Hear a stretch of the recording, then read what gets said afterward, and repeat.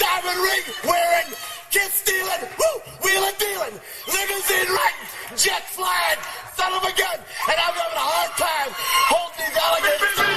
You're talking to the Rolex wearing, diamond ring wearing, kiss stealing, wheeling dealing, limo jet flying. We Ric Flairin' on them niggas. We Ric Flairin' on them niggas. You talking to the Rolex wearing, diamond ring wearing, kiss stealing, wheeling dealing, limo jet flying. We Ric Flairin' on them niggas. Yeah, we Ric Flairin' on them niggas. Watch and find to these circles that's going in like a carry shot. Woo! I'm going in like a Mary Pop off that Mary Crop at the top flow at the Marriott. So questioning me is like questioning you. See, we the best dressed, so come and get blessed with the crew. Not one but two, different ways to slaughter your crew. Committed tat across the chest, I guess she blessed with the truth. People want to see them checks, representation of proof. Living through my elders, trying to resonate to the youth. But ain't nothing to get my flash on. Longevity is heavily embedded in my melanin. Layman terms, I last long. My grind repetitive, I'm smoother than real silk. Lyrical cash cow who can't cry for spilled milk. We in here. You're talking to the Rolex wearing, diamond ring wearing, kiss stealing, wheeling dealing, limo jet flying. We Ric Flairin' on them niggas. We Ric Flairin' on them niggas. You talking to the Rolex wearing, diamond ring wearing, kiss stealing, wheeling dealing, limo jet flying. We Ric Flairin' on them niggas.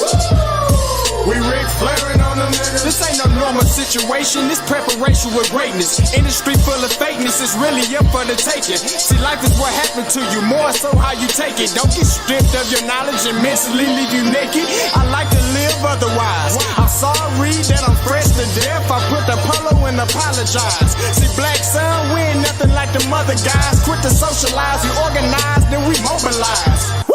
Off the deep end like a scuba diver. And no confusion, just keep it pushing like Uber drivers. Woo! Business fresh just like a supervisor in a Gucci visor. Can't find a smoother rhymer. You're talking to the Rolex wearing, diamond ring wearing, kiss stealing, wheeling dealing, limo jet flying. We Ric Flairin' on them niggas. We Ric Flairin' on them niggas. You talking to the Rolex wearing, diamond ring wearing, kiss stealing, wheeling dealing, limo jet flying. We Ric Flairin' on them niggas. We Ric Flairin' on them niggas. Yeah, DQ baby. Shout out that boy Nigga for that fire track. Hey, Black Sun, sun up. What's up, in Vegas? What in Vegas? Yeah. Shout out Pharaoh's Kids, D-Phase, yeah, Bubba C, yeah, Ric Flairin' on them, Ric Flairin' on them, Ric Flairin' on them, Ric Flairin' son up, baby. Baby, you don't know what you do to me.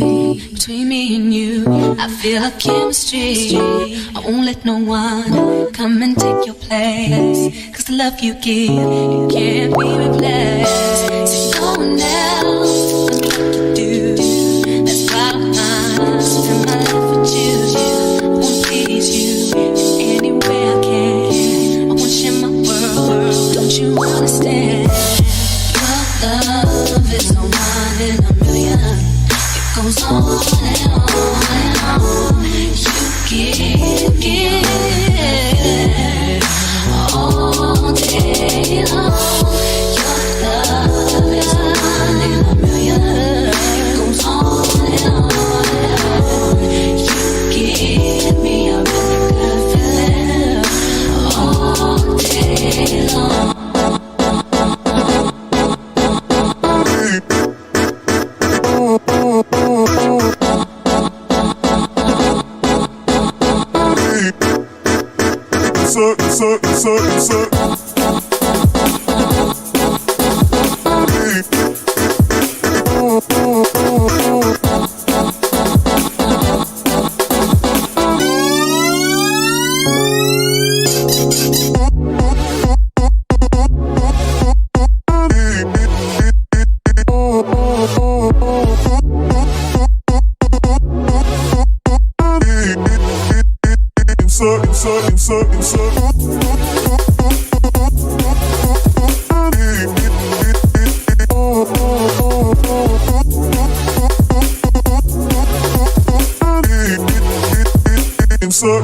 insert. Turn me inside out, make my heart beat. Need no one else, you're all I need. Personality, everything you do, it's me to love, everything about you. Your smile, your style, so fly, can't deny. I got a crush on you, and that's true indeed. And I'm digging you, you make me believe. Your love is one in a million. You give me a Gonna dig this. Hey, yo, Scotty, you going crazy for this one. We see what you're doing, we salute you. Hey, let's get it started. It's backpack, capital one. What's in your wallet? Got a call from my man, A. Scott. I said I got it. Love that you highlighting all of these black colleges. Try to pay me for doing this. Look, bruh, if you don't get off my line with that foolishness, voice of the Swac, pull up where you at, no cap. If the Brody is speaking the soft facts, my advice, tune in to every show. Captain Petty, but we know that the sergeant is with the smoke. Speculate, just tell me what is we doing. Get into it, okay, look, I'ma say this and keep it moving. My boy Scotty, man, he offered the least. Black grad, paying college, I'm glad that he called me. Walking, cause we all been taught that talk is cheap. Even primetime knows Scott for the HBCU streets. Hey, let's get it. Hey, let's get cute power rank. Hey, let's get it. Hey, let's get. Hey, what's going on? What's your boy? What's up? With you? It's your boy Scotty back again, off script, and we doing today the QB power rankings. Okay, and shout out to my new speaker. If you think I'm here to play around with y'all, God damn it, I'm not. That's what we doing today. All right, all day, every day. Listen, the QB power ranking, who is number one, all right? And, you know, I got to keep it controversial. I got to keep it going. So I'm going to do how I do it, and we're going to do what we do. Now, listen, all right, before I get into this, shout out to my man, The Truth and Swac Talk, all right? The Truth sent me this Jackson State hat. Listen, this thing clean. Okay, listen, that boy, listen, shout out to The Truth and Swac Talk because they hook your boy up with the hat. Man, that thing is nice. And listen, Swac Talk sent me a powerhouse shirt, okay? Do you hear me? I finally got me a Southern shirt. Once I get done with the green screen, you're going to see Southern in the background. You know that's how I do it. So you're going to see Southern. You're going to see Southern in the background on the T-shirts and stuff like that. I'm not going to do all the green screen all the time. But, yo, shout out. I got me a powerhouse shirt, all right? Southern official. It's legit all day, every day, all right? Now, listen. I see in the comments somebody said Quincy Casey number one. He could be. He could be. Do you hear me? Don't play with me. I will listen, I am not ashamed to put Quincy Casey at number one. Okay, no, do not do me. Do you hear me? Do not do me. All right, so listen. I'm going to go through this thing. You know the call line is what it is. You see the number. You are more than welcome to call in at any time during the breakdown. I'm going to answer calls and we can get it. I'm definitely going to answer some calls after the rankings, and that's how we do it, all right? So we're going to get right into it. But once again, shout out to The Truth. Make sure you go to his Instagram, The Truth. Let me make sure that's right. If you're looking for some Jackson State gear, he will definitely hook you up. Let me get it. It's Thad, THAD, The Truth, all right?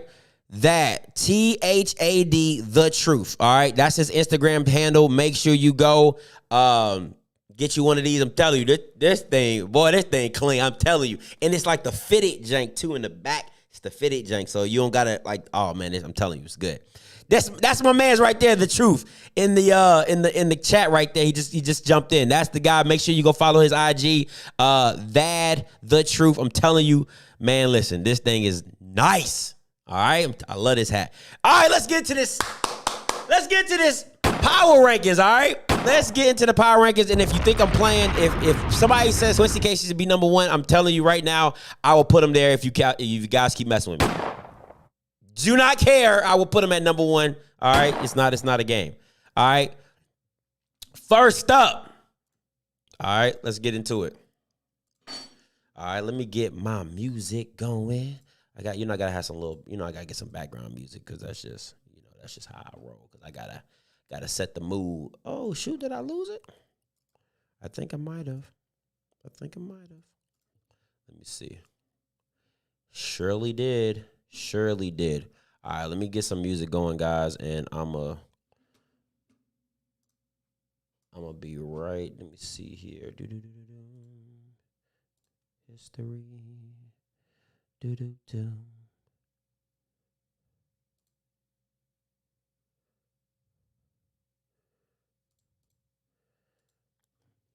Let me see what I got here. Cause I don't want. Cause I be trying to do some some people that aren't big YouTube. I mean, like that don't give me no copyright infringements and stuff like that. But let me see what I got here. Let me see. Copyright. Let's get it.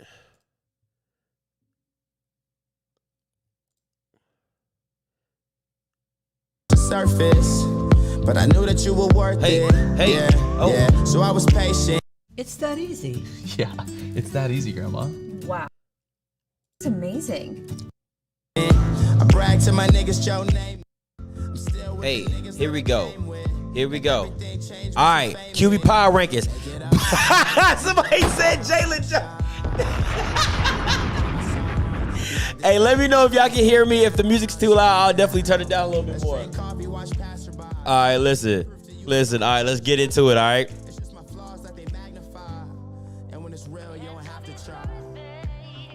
First up, honorable mentions. All right, honorable mentions. I got a couple. Let me turn this a little bit down because it is a little bit. All right, listen. Honorable mentions is this. First up, honorable mention, Rashad McKay, QB FAMU. All right, that's one of my honorable mentions. Didn't make my top 5. I watched a couple of his videos. Not bad. Won a game against Morgan State. Not a bad guy. Not a bad QB. Definitely deserved to be on honorable mention. All right, definitely deserved to be an honorable mention. All right. Next up, honorable mention. This one might hurt a few people. Shedeur Sanders. Now listen, I don't care what you say. He has not, listen, this QB rankings is about,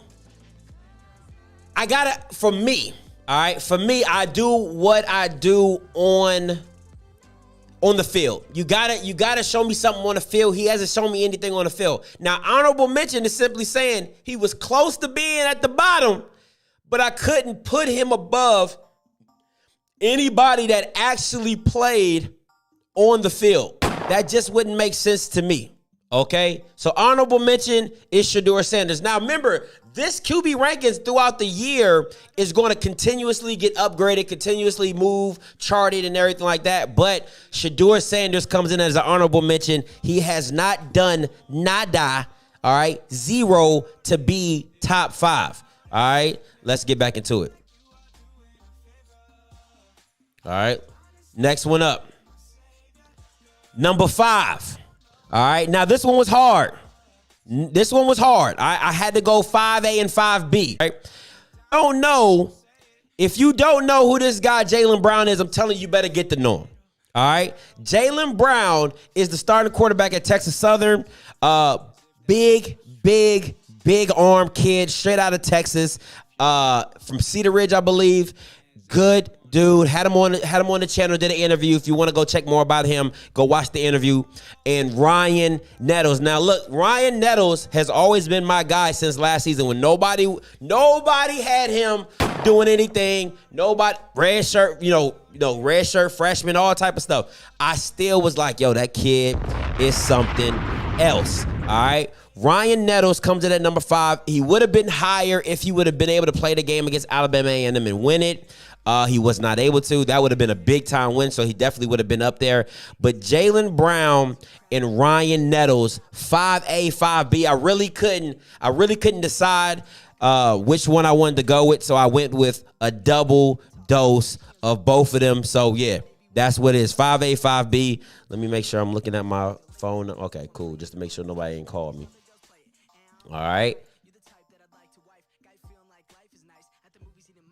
Let's get back into it. All right. Next one up. Number 4. All right. Ladarius Skelton. All right. Let me turn the music off because a lot of people are going to hate me on this one. All right. Let's turn the music off. All right. Ladarius Skelton is coming in at number 4. All right. Now, a lot of y'all going to hate me. If you think I'm here to play around with y'all, goddamn it, I'm not. And I don't care. I do not care. I don't listen. From what I've been told, first of all, I like Ladarius Skelton. All right, I like Ladarius Skelton. I want to be very clear. And people who are hating on Ladarius Skelton, you have every right to, because he is showing you that he is not a very accurate quarterback. But why Skelton is on this list is because my man's is a gamer. That shit matters. Okay, let me say that very clear. He is a gamer. Okay, if nobody else on your team is going to come to play, he will. All right, so I don't care. Y'all can call him a running back. Y'all can call him whatever you want. The guy shows up for big games. That's what it is. He's always going to give you 100. He's always going to be there, and he's reliable. All right, now he doesn't have the typical quarterback arm, nor does he have the typical quarterback stacks where he's throwing for 350 and 4 tubs, but he can. All right.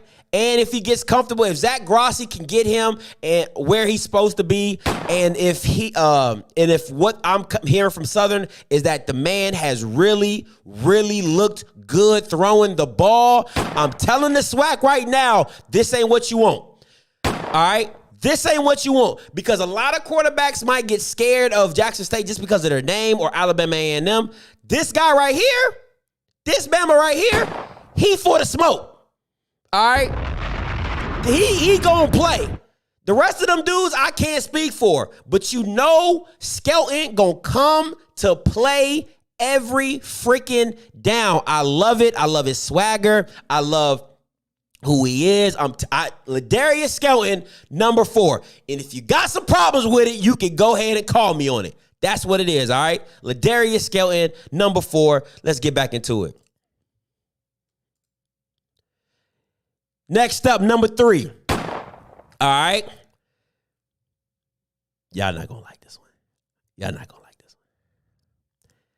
Felix Harper. All right. Felix Harper, number 3. Now, listen. I know a lot of people are going to say, how is Felix Harper 3? Well, he hadn't played football in a year. All right.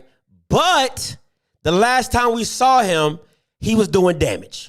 Can we say that? Can we all agree with that? Last time we saw Felix Harper, he was doing damage. All right. So Felix Harper, number 3. Once again, these rankings are ever fluid, ever moving. That's what it is. But I cannot put him in the top 2 when he has not played football in a year. It just will not happen. All right. If he would have played in the spring, more than likely, I would have had him, number 1, number 2, or whatever. But at the end of the day, Felix Harper's at number 3 because he ain't played. And I'm really basing it off of everything he did last. All right. That's just what it is. Felix Harper, number 3. Now, listen, he can make a big statement with this Swac and MEAC challenge. He could come out the gate firing. All right. I mean, like straight heat. But as of right now, my guy, you are number 3. Number 2. All right. You already know who it could be. Skylar Perry.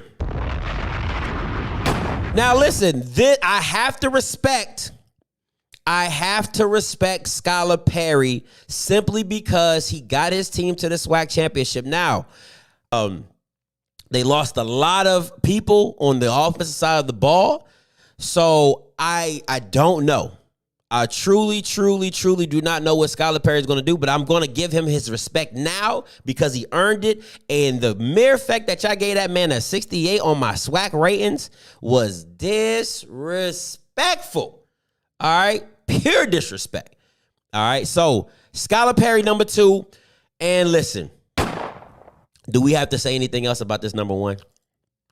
Do I need to say anything else about this number 1? You already listen. If he wasn't number 1, I would have been shot and killed. There is no if, there is no but, there is nothing else to be said. That my man, one and only Akil, number 4 glass, AG, automatic getting it. You know what I'm saying? Is number 1 on this ranking. I mean, he freaking won every black football award possible other than the defensive player, which was won by Jordan Lewis. All right. So are we going by, that's a good question to CFL. Are we going by ability or production? This is how I'm breaking it down, right? All right. Ability, production, and potential. All right. So the ability, the production, the potential. All right. So when I see somebody like Jaylen Brown, I'm going to do more potential than ability. I mean, I'm going to do more ability than production. All right. When I see somebody like Shedeur, it'll be ability over production because I don't know what you're doing. With people like Ladarius Skelton, it's like, okay, I know your ability, your production hasn't matched it. You know what I'm saying? But okay, how else are you rounded out? How else are you looking at the thing? You know what I'm saying? So it's a very formulating, just a mixture of a lot of things because sometimes quarterbacks just have to pass the eye test. You know what I'm saying? Sometimes quarterbacks just like when you see a quarterback, you be like, do I want that guy? Can I believe in that guy? Do I see myself? Will I go get that quarterback? You know, if he was on my team, what will my team look like? That's the kind of questions I would ask myself if I really was going after a quarterback or I was really doing something different. It would be like, okay, how is this guy going to be? How is this, who is this? How is this? Now, listen, Akil could come out the gate, throw 4 picks, you know what I'm saying, and 2 touchdowns, God forbid, but, he do that. And Felix goes dumb and throws for 5 and 1, and it flips because of the production, all right? But Akil's going to be over a lot of people because of his ability and the way he leads his team. You see what I'm saying? So the reason that Akil Glass, even in my old power rankings, was ranked so high, and I was getting a lot of smoke last year when I still had Akil top 3, is because he does more for his team. You have to encompass everything, right? He had no defense last year, and everybody knows that. So you're telling me if Akil Glass if he does not show up, his team loses. Can we be fair? Can we be fair about that? If he like Shedeur, right? When can I put Shedeur at number 1? I don't care if Shedeur has an all-world defense and he throws for 250 and 3 touchdowns. I'm never going to put him at number 1 because he's a game manager. That's a game. I can't put a game. And I'm not saying that. I'm just giving you an example. I can't put a game manager number 1. That just doesn't make sense. All right, that just does not make sense. And if anybody does not agree. If anybody else does not agree, you are more than happy to call in and tell me why. You know what I'm saying? You're more than Dez Jones. His defense was decent. Dez Jones, you can call in and we can have a discussion about that, my guy, because if Akil Glass did not show up, his team lost. Period. And that's solidified, right? So what I'm saying is, on my QB power rankings, because if anybody disagrees, you're more than happy to start your own YouTube channel, your own podcast, your own Facebook Live, and have your own top 5. But in my rating, if you are a game manager, you will not be number 1 on my. I don't care what your team looks like. You would never be number 1 because you don't do enough for your team. You're not the end all be all for your team. You see what I'm saying? So that's it. Like if you got to go lead your team to a victory, then yeah, you're going to probably make number 1. Nah, 250, 3 tubs is that's a game manager, man. 253 tubs is a game manager. In college, is a game manager. Like, I don't care what you want to talk about. Because think about it. Let's think about it like this, right? Ladarius would have 150 passing, 100 rushing, and 3 tubs. So you're literally taking rush yards and putting them on passing because Shedeur can't run like that. Listen, this is all hypothetical, so please do not shoot me in the comments. I'm just giving you a hypothetical. That is a game manager. I don't care what you want to talk about. It's a game manager. Because if you literally had a quarterback that ran, he could give you 50 to 75 yards in his sleep. It's a game manager. It's just that simple. All right, so 250, if you're not throwing over 300, 350, 4, and if you're not in that range, you a game manager. That's how I see it. And I'm not saying like one game. Let's say Akil goes for 275 and 3 tubs. Like, okay, that's one game. But if that's your consistency, consistently throwing 250, 200, you're a game manager, bro. You're a game manager. Yeah. You're strictly a game manager. Let's not play around with this. All right? Because if you only throwing for 175, 180, you shouldn't be playing quarterback. Can we say that? So if you in the 200s, you're a game manager. College football is too wide open to not be throwing for over 300 yards. Come on, man. Like, that's ridiculous. 300 yards should be nothing. So A&M defense had one bad game last year.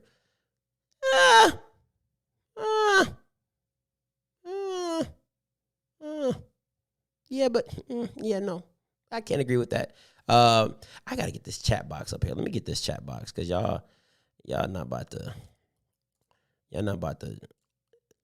act like boop boop boop boop boop. Let me see if it's going in. I don't know why this chat box ain't working. Let me see. Do do do. Clean. Do do do. Background color. Font settings. Maybe it's too big.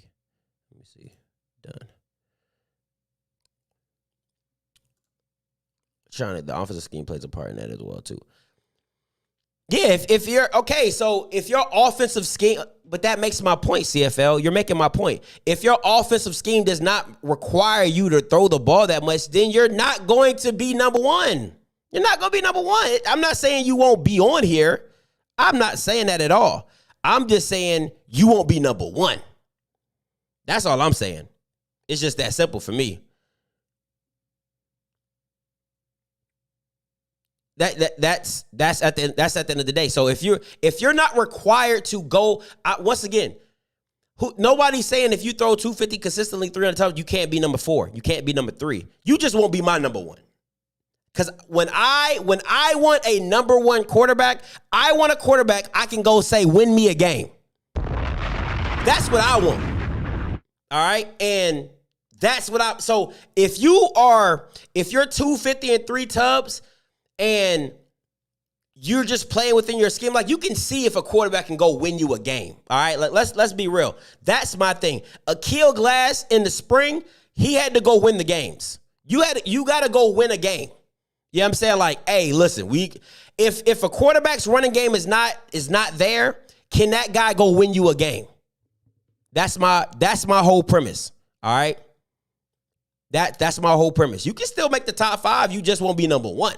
Because my number 1 got to go win me a game. And that's why I personally always had an affinity for Akil Glass, because of his gunslinger mentality. Doesn't matter if he throws 3 picks, he can throw you 4 or 5 touchdowns. Doesn't matter if he throws and goes for, a bad game, 1 game. He can come back and throw it. He knows the game is on him, win or lose, and he's willing to go out there and go get it. That's my thing. All right, so that's my premise on why my affinity for number 1 quarterbacks is going to be somebody that can go win me a game. All right? Go, if my defense ain't good, if my running game ain't good, I can just tell my quarterback, yo, this one's on you, go win us the game. And that's what I'm looking for. That's what I'm looking for. If JSU got a 5-star quarterback, had no relation to Deion, would he be on this list? No, NNN. He wouldn't be on the list because he has no production. He'll be if he played in the spring, then maybe, maybe. But but he still has no production. Like I can't put you ahead of people who've had production in games. That does not make sense. It just doesn't make sense. You know what I'm saying? So if Shador goes out in the Orange Blossom Classic and throws for 350, 3 touchdowns, best believe he's going to be on this top 5 list. I don't give a damn what's his name. I don't give a damn if his name was Shador Nunzinger. I don't care. Like, bro, you're going to be on this list because of the simple fact is you went out and did your thing. You know what I'm saying? So that's what it is. So that's just my opinion about it. But it's a good question. But nah, I don't look at it like that just because of his last name. Like, he still got to go play the game. His last name ain't gonna save him. He still got to go play the game. So that just is what it is on that whole topic.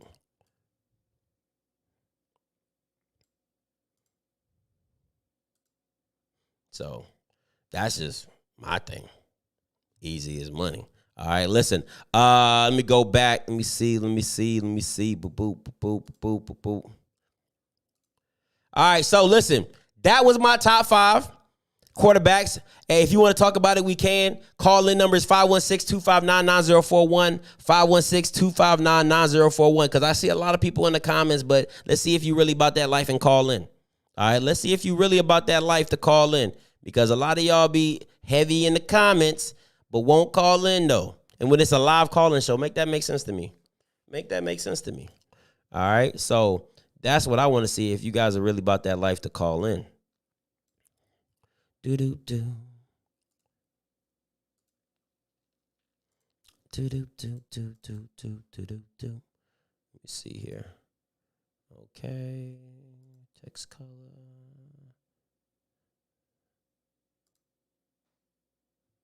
Let's see how this works. See if that worked for me. Hey, caller, you live. Talk to me. What's going on? What's going on, Scotty, man? This day of Dallas, bro. What's good? Yeah, I was looking at the power rankings. I basically had, I kind of had the same way that you had your list. Mm-hmm. So I had a Kill going number 1. I actually had Felix Harper number 2. Yeah, number 2 and 3. Yeah. I kind of put him. The reason why I put him at number 2 because to me, he took his team to the big game. Mm-hmm. Like he took his team, even though yes, they went to the Celebration Bowl and they lost it every time they went there. He took his team to the Swac championship game. They won. Yeah. He shined. And then I had Skelton at 3 because it's the same reason as far as with Felix, because he took his team to the Swac championship game. He didn't have to be like 400-500 yard passing because he did what was in the scheme of the offense. Mm-hmm. And it's the offense basically, like you said, if you have a running offense, others can do it 20 times better. That's facts. That is facts. And so I also had Skyler number 4 because nobody never thought about UAPB until, they went and beat Southern. In Southern. So this is my thing. And people were getting on me last year when I said that. They were like, how do you put I think I had somebody over top of somebody that beat somebody in a head-to-head matchup. And they were like, how do you have how could you put a quarterback over top of somebody who had the head-to-head matchup? So I'm gonna ask you that. How could you put somebody if Skylar Perry had the head-to-head matchup against Skelton, how could you not put him above him? That's my question. I mean, I can see it because my thing is too, like, I didn't even know who Skylar Perry was until this past season, until spring season. I ain't gonna lie to you on that. Okay. But from looking at Skelton leading his team, like I was looking at his body of work from spring, and I was looking at his body of work from the previous seasons before. Mm-hmm. He took his team to, on the verge of winning the Swac championship game against Alcorn. It's just the fact that they couldn't get it, they couldn't get it done in the long haul. Yeah. They couldn't get it done, in the long run. So I put Skylar Perry at 4. And I can tell you, as far as you saying putting Shedeur as an honorable mention, just like you said, yeah, we don't even know what he is as far as when it comes to a college game. Yeah. Now I can tell you, because since I'm from the DFW area, I've seen Shedeur play. I've seen him play up close and personal. So he is a good quarterback. Yes, he's a game manager because he's going around what the offense dictate, what the offense is to him.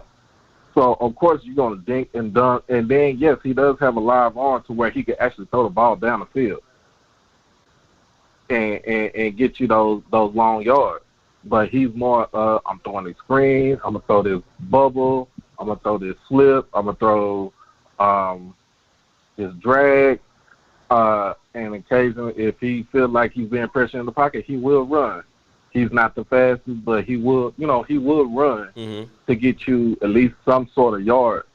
But like everybody else, I have not seen play other than Ryan Nettles. I've seen him play. That was a good pick. I would take it. In fact, I had put McKay at number 5, and I could take McKay out and put Ryan Nettles in, just for the simple fact that because he was a redshirt freshman and he was out there balling. It's kind of like what Mr. Ford said. They don't have no defense. Yeah, they don't. Like yeah. They don't have a defense, and the coaching is like you said, making adjustments and stuff like that.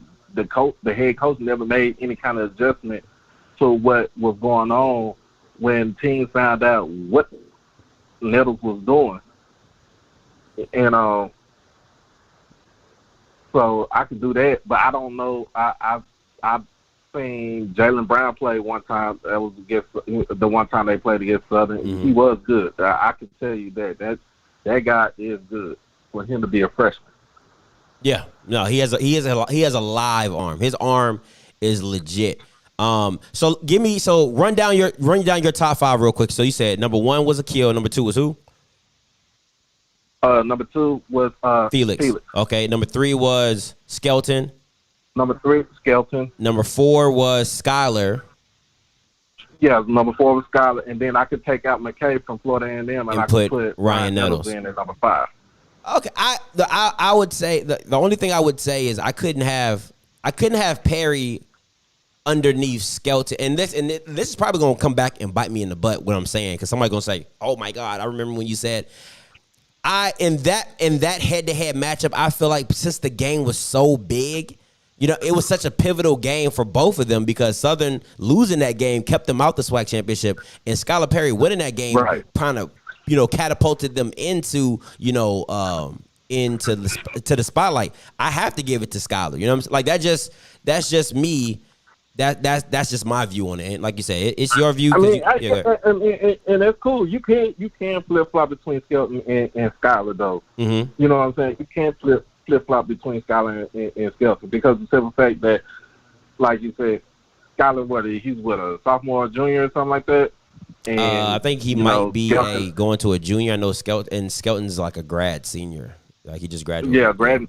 Skelton's a grad student. So you've seen what Skelton has done over the years. And that's the only reason why. But you can't flip flop. The way the season will play out, like you said, the way the season plays out, this coming up season will determine what the QB rankings will be.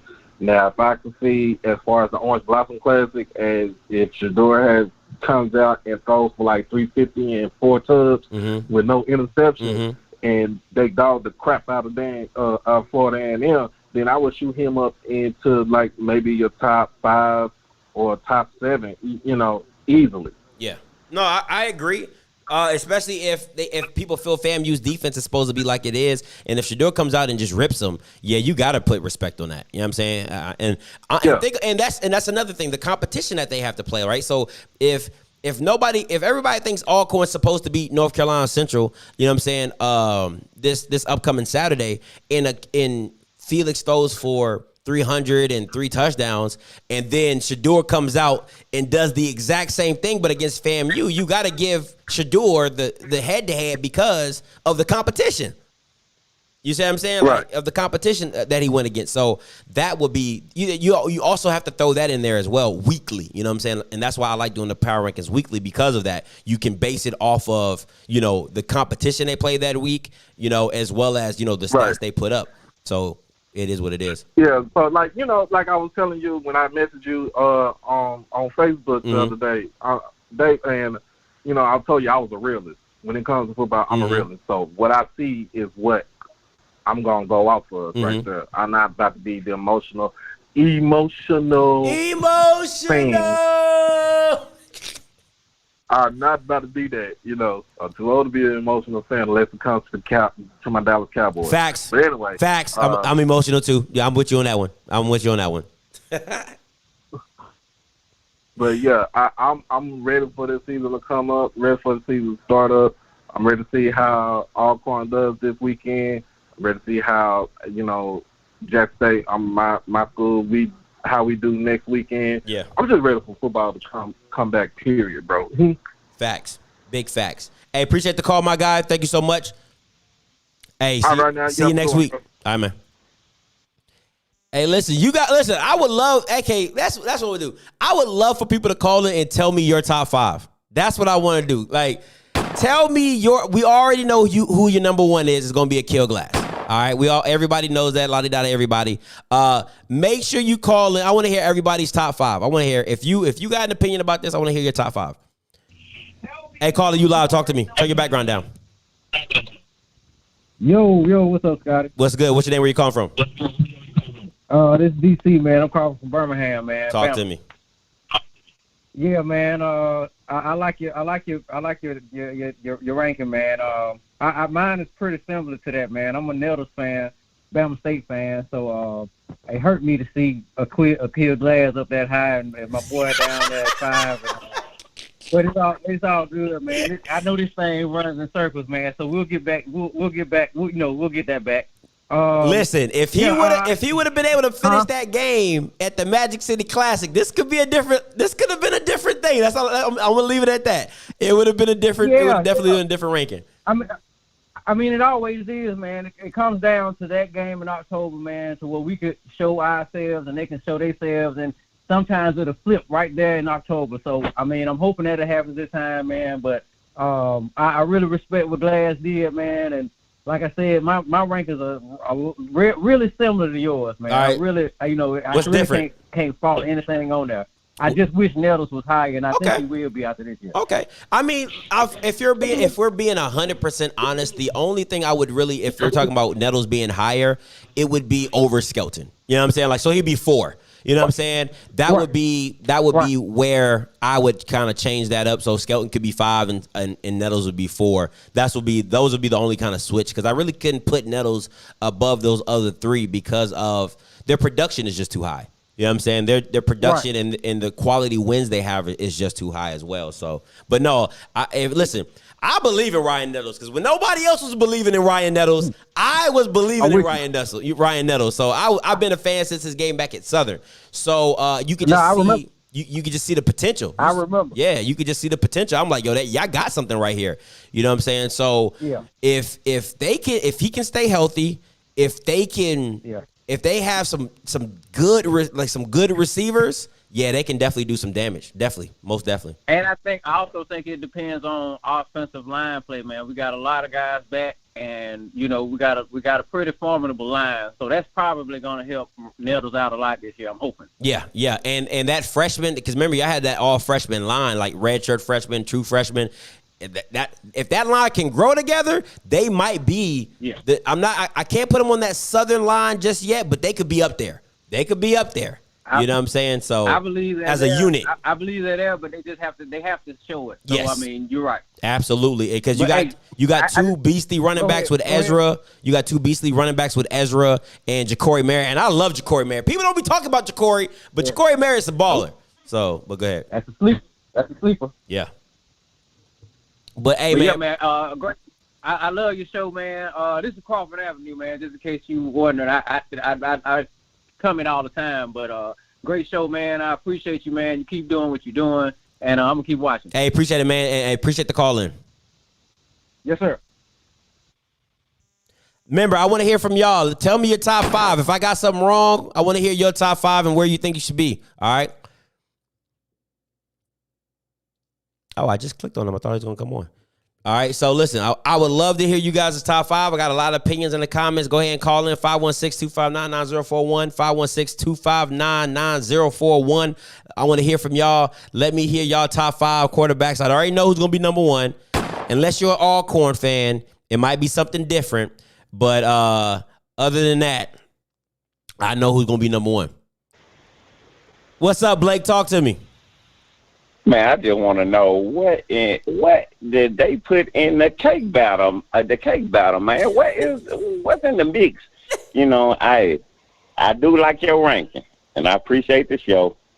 And only thing I got, you know, what I'm gonna say is, Felix I understand why you got Felix lower, and hopefully this Saturday, man, we gonna see and check off the rust, but I really do think he should be higher. But like you said earlier in the show, for the one that don't listen, you acknowledged it. It's a week-to-week basis. It's a week-to-week basis. So with that being said, the first SWAC game of the year, of the hour, of the day, come this Saturday, everybody going to be tuned in just like the following weekend. Everybody, we SWAC fans going to be tuned in to Jackson State.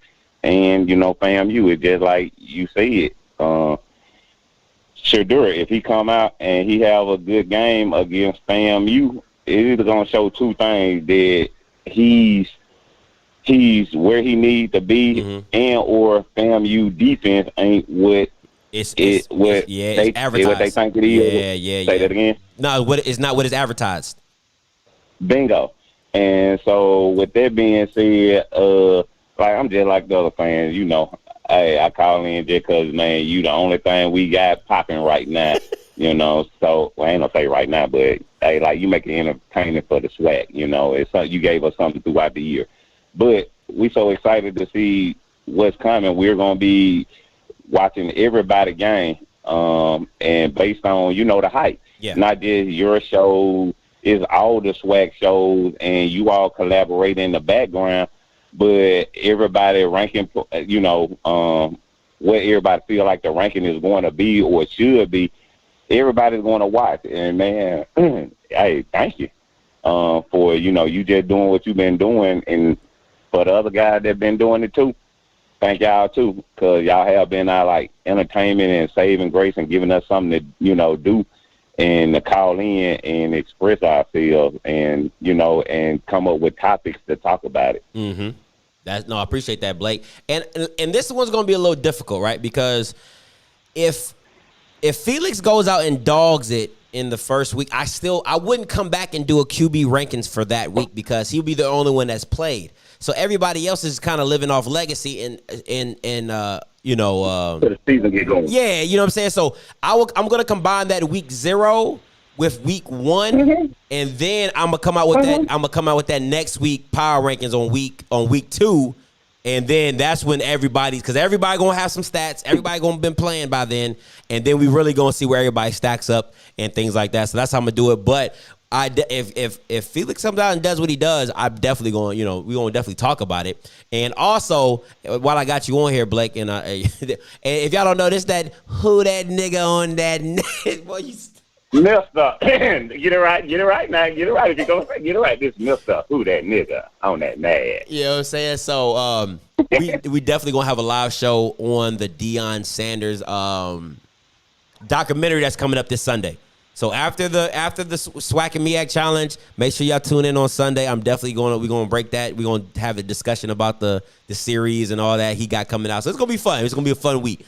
And let's get them likes up. Let's get them likes up. You know what I'm saying? Let's get them likes up. Also, I got a request to do a haters ball for Alabama A&M and Alabama State this Friday. So I think I'm gonna knock that out before the season start, and we're gonna have fun with that too. So, but yeah, man, appreciate the call in, Blake. You know you're always welcome, my guy.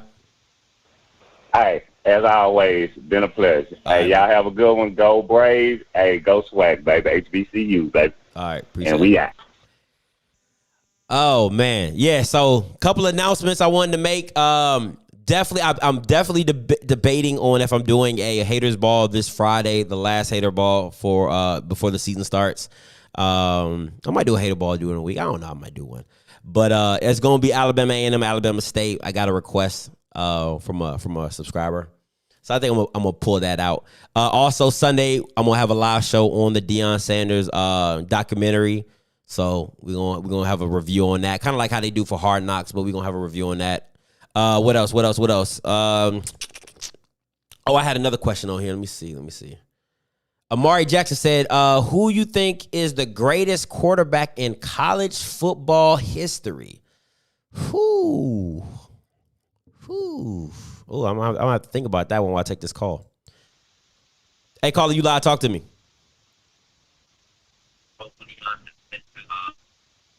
Hello?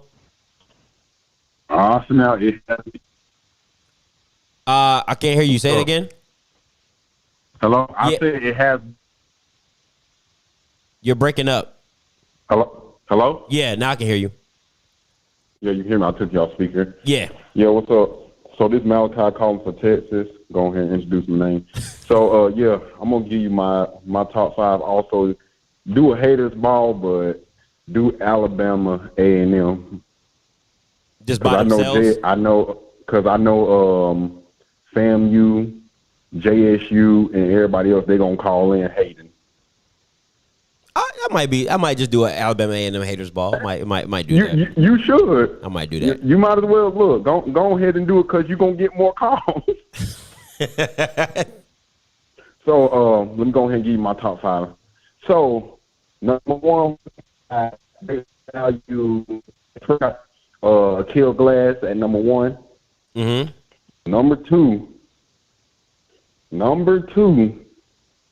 I can't believe I'm getting ready to say this. Fuck it. We got Skylar Perry at number 2. I said it. Only reason why we got Skylar Perry at number 2, and all you Alcorn Children of the Corn fans get mad. I really don't give 2 fucks. Y'all go ahead and get mad because we still sweatshirts. Shit. Everybody keep recruiting good out there and stuff. No, I'm not talking about JSU. I'm talking about everybody else keep recruiting good. I want to know how many championships y'all still going to have. Because y'all acting like everybody else ain't getting better. Okay. Number 3 is Felix Harpo. Whatever his name is. Harper. Yeah. My fault, Harpo. You'll be all right. Number 4 is great value, Lamar, No Odom, Jackson, Skelton. Oh my God. Y'all, boy, you stupid. Go ahead. What? He is great. He's great value, Lamar, No Odom, Jackson, Skelton. Boy, you stupid. Who else he look like when he took that ball? Nobody about to entertain you. Go ahead. The disrespect is real. And number 5. Who would be number 5? Shit. I mean, you got Ryan Nettles, Jalen Brown. You can throw in Rashawn McKay from FAMU. You can throw a whole bunch. I'm not putting Odu from FAMU and stuff because they still haven't even can't even choose a damn starting quarterback. That's true. They still haven't even figured out who their starting quarterback is. But yeah, we're gonna go with Ryan Nettles. Ryan Nettles. Okay. So pretty much my list. So you pretty much threw my list back at me. To tell you the truth, Scotty, if you want to be real, I just got off of work and stuff. I didn't even I just called into the show and stuff and started watching. Okay. Yeah. So that I pretty much had the same list you did. Yeah, and the only reason why I put old dude from Arkansas Pine Bluff at number 2 because he actually played in this spring. It is what it is. Nothing. No offense to Felix Harper, but you didn't play this spring. Don't get mad. I'm just saying nobody said you suck. You a great quarterback, great thrower, great runner, everything. But he didn't play. But that's all I have for you. Appreciate it. Hey, appreciate it, Micah. That boy said Lamar, No Odom, Jackson, Skelton. Boy, y'all are petty. Hey, caller, you live. Turn your background down. It good. What's good? What's your name? Where you calling from? Dad in Mississippi. All right, talk to me. How did Daddy say?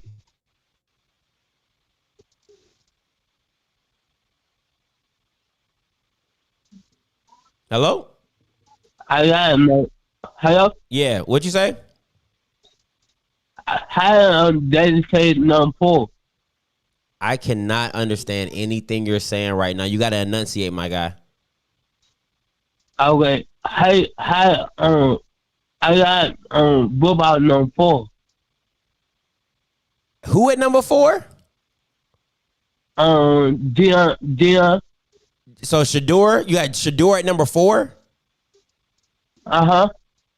Okay. And what else? And yeah, I got who number 5? Number 5 was Ryan Nettles. Okay. Yeah, I got number 6 too. You got him at number what? 6. Number 6? Uh-huh. Okay. And number 7. Okay. And they. Okay. But. All right. Appreciate you. Hey, appreciate you for the call. You were. Yeah. Hey, caller, you live. Talk to me. Hey, what's up, man? What the business is? What's good? Talk to me. What's your name? Where you calling from? Man, shit, I'm calling from Baton Rouge, but I'm from New Orleans, you know what I'm saying? Shout out to Off Script, man. You know you're the best football channel out here. And you already know who I'm rolling with. And you already know who I'm beefing with. You understand me? Southern University top quarterback. We fucking over Grambling State University, because y'all musty. Jackson State University, because y'all thieves. Yeah, I said that. And I'm a warrior. And I like taking men's butts.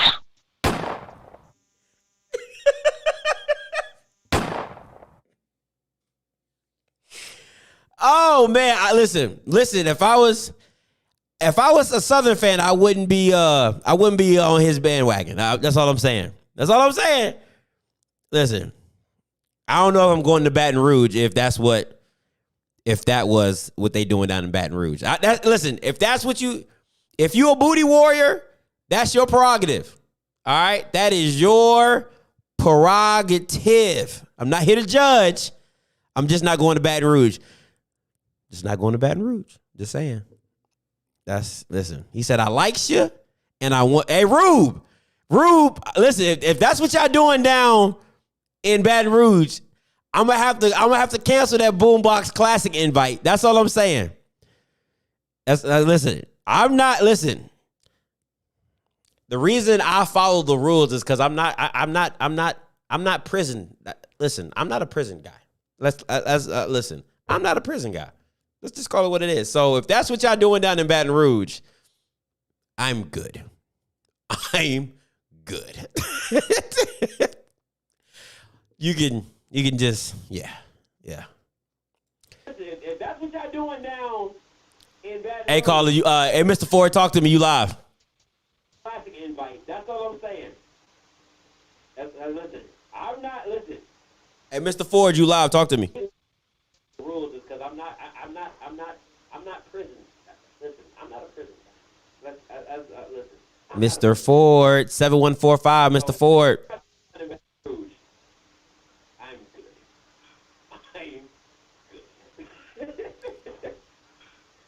You can just. Yeah. Mr. Ford, you're on live television.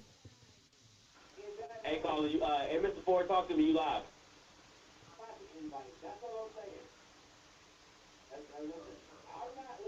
Mr. Ford. All right, Mr. Ford. Mr. Ford, 7145, Mr. Ford. Yeah. You're live. Yeah, I am. Hey, can you hear me? Yes, I can hear you, Mr. Ford. Tell your background Okay, hold down. on 1 second. All right. Okay, here I come. Okay. All right.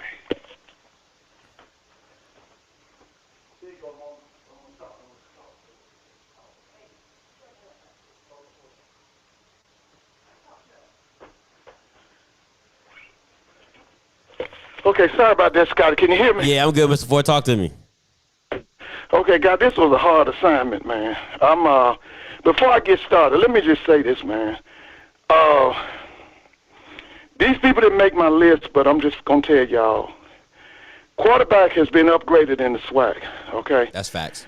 There's a kid at FAMU that y'all hadn't seen yet, and you don't know nothing about him. But when you see him, it's gonna be that OMG reaction now. That's that kid from, he's from, where's that kid from? He's from Jacksonville. From what I'm being told, the quarterback room at Alabama A&M is awesome.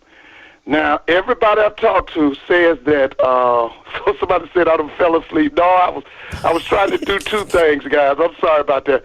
But, they say the quarterback room at Alabama A&M is loaded. Now, you're correct. The kid from Memphis is going to start once this kid that they have from St. Louis leaves. Now, the people in Huntsville love that kid from, what's that kid's name from Memphis? That was the transfer from Jackson State. Let's go! Quincy Casey. Quincy Casey, yeah. He's going to start. They loving him, but there's two kids down there that's going to give him some competition, but he should beat them out. One kid is from Atlanta. He went to Grayson High School, looks like Cam Newton. C.J. Dixon. Another kid is at, this kid is a white kid from, I believe, St. Louis or from Missouri. But they say he can spin it. He can really throw it. But they feel that Quincy Kasem will be that quarterback the next 3 years, at least 3 years. Now, on my list, here's what I got.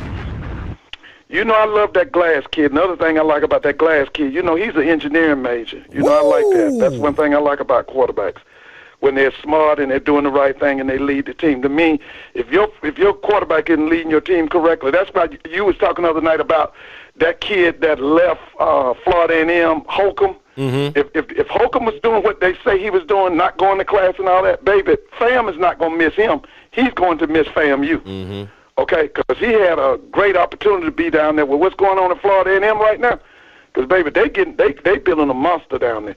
I have number 2, I have the Harper kid. I love that kid. You know me and you've already talked about it. If that kid was 6'2", 6'3", pro, with that left-hand action he got, baby, we be talking about this kid is either going CFL or he be headed to the NFL. That's how I feel about that Felix Harper. I'm going to be honest with you. I don't think that game Saturday night here in Atlanta down at Georgia State's going to be close. I really don't. Mm-hmm. I'm going to be honest with you. Because that Harper kid is the truth, man. That Harper kid is the truth. Okay. Now, I'm just going to tell you about this kid I got at number 3. I love that guy at Southern. Ladarius? Now, what makes him special is his feet. But we're being told that they are developing him as a passer. They didn't do that under Dawson Odom. Mm-hmm. And I want to say this to all of you people in the SWAC who was hollering and going on because Dawson Odom left and went to Norfolk State. Southern's going to be better. Southern is going to be better. See, Dawson was a defense coordinator. He ran his offense like that guy. We used to have a guy here at Georgia Tech, Paul Johnson. He ran something like a wing tee, or some people call it the ham bone and all that, and it was kind of, it was kind of outdated. Mm-hmm. But see, they coming in now with NFL stuff. This guy, Zach Rossi, this guy spent time with the Tampa Bay Buccaneers. Mm-hmm. I'm telling y'all, when FAMU comes to Baton Rouge, I think it's November 6th, that could be a preview for the SWAC championship. Okay? Because I mean, a lot of y'all, you know, I know you on that Dion thing, and I know that you on, and I love Cornell Maynard myself. But let me just tell you something. I think it's finna go back to the old days when in the South, when you talked about black college football in the South, it was about Florida A&M and Southern University. My fourth kid, and I saw this kid a couple of times. I was very impressed. Now, he's not what you call somebody that the pros would want, but one thing you noticed about this guy work hard, and that's that kid at Arkansas Pine Bluff, Skylar Perry. Yeah. You can tell that this kid works hard. Now, this is the kind of kid, he gets up early in the morning, and he's throwing 300 and 400 passes. Ooh. You can tell it. You know, he's that kind of guy, okay? And I love that coach they have down there. Doc Gamble. Doc, let me tell you something. And I know y'all get tired of me saying this, but hey, if you Alabama State people, if you want to be a championship program, because let me tell you something, as long as that Donald Hill Ely down there, y'all ain't going to never beat Cornell Maynard. You're going to get beat every year, and you're going to get beat in front of 70,000 every year, because he is not on Cornell Maynard's level. Now, you want a good candidate, there's one right there. That Doc Gamble, look at that guy. Look at him and bring him. Because, Scotty, a lot of people don't understand, man. Alabama State wins in every sport except two. They don't win in football, and they don't win in men's basketball. Everything else, they are champions. They champions track and field, men and women. They champions tennis. They you name it. They are champions except football and men's basketball. Okay, I got number 5. I got this McKay kid, but let me just tell y'all this about this, what's going on at FAMU, guys. Now, don't be surprised, and I love this McKay kid. He's out of Tallahassee. Don't be surprised if that kid from Jacksonville, that Sap kid, takes this position. Because I'm telling y'all, this Sap kid is going to try to take over the Swac. Now, y'all hollering about Shadu, and I am too. I think Shadu is the truth and everything. Now, y'all saying y'all ain't seen Shadu. I've seen him. And I know you said the other night, Scotty, that he was going against second stringer. But see, I've coached football. I look at technique. And one thing I told you the other night, I don't know if you were listening to me, Dion and those have spent a lot of money on him. The way he throws that football, and they was talking about he's a pocket passer. Let me tell you something. Whatever he want to be. He got speed just like his daddy, but he can spin it, y'all. He can throw that football. All right?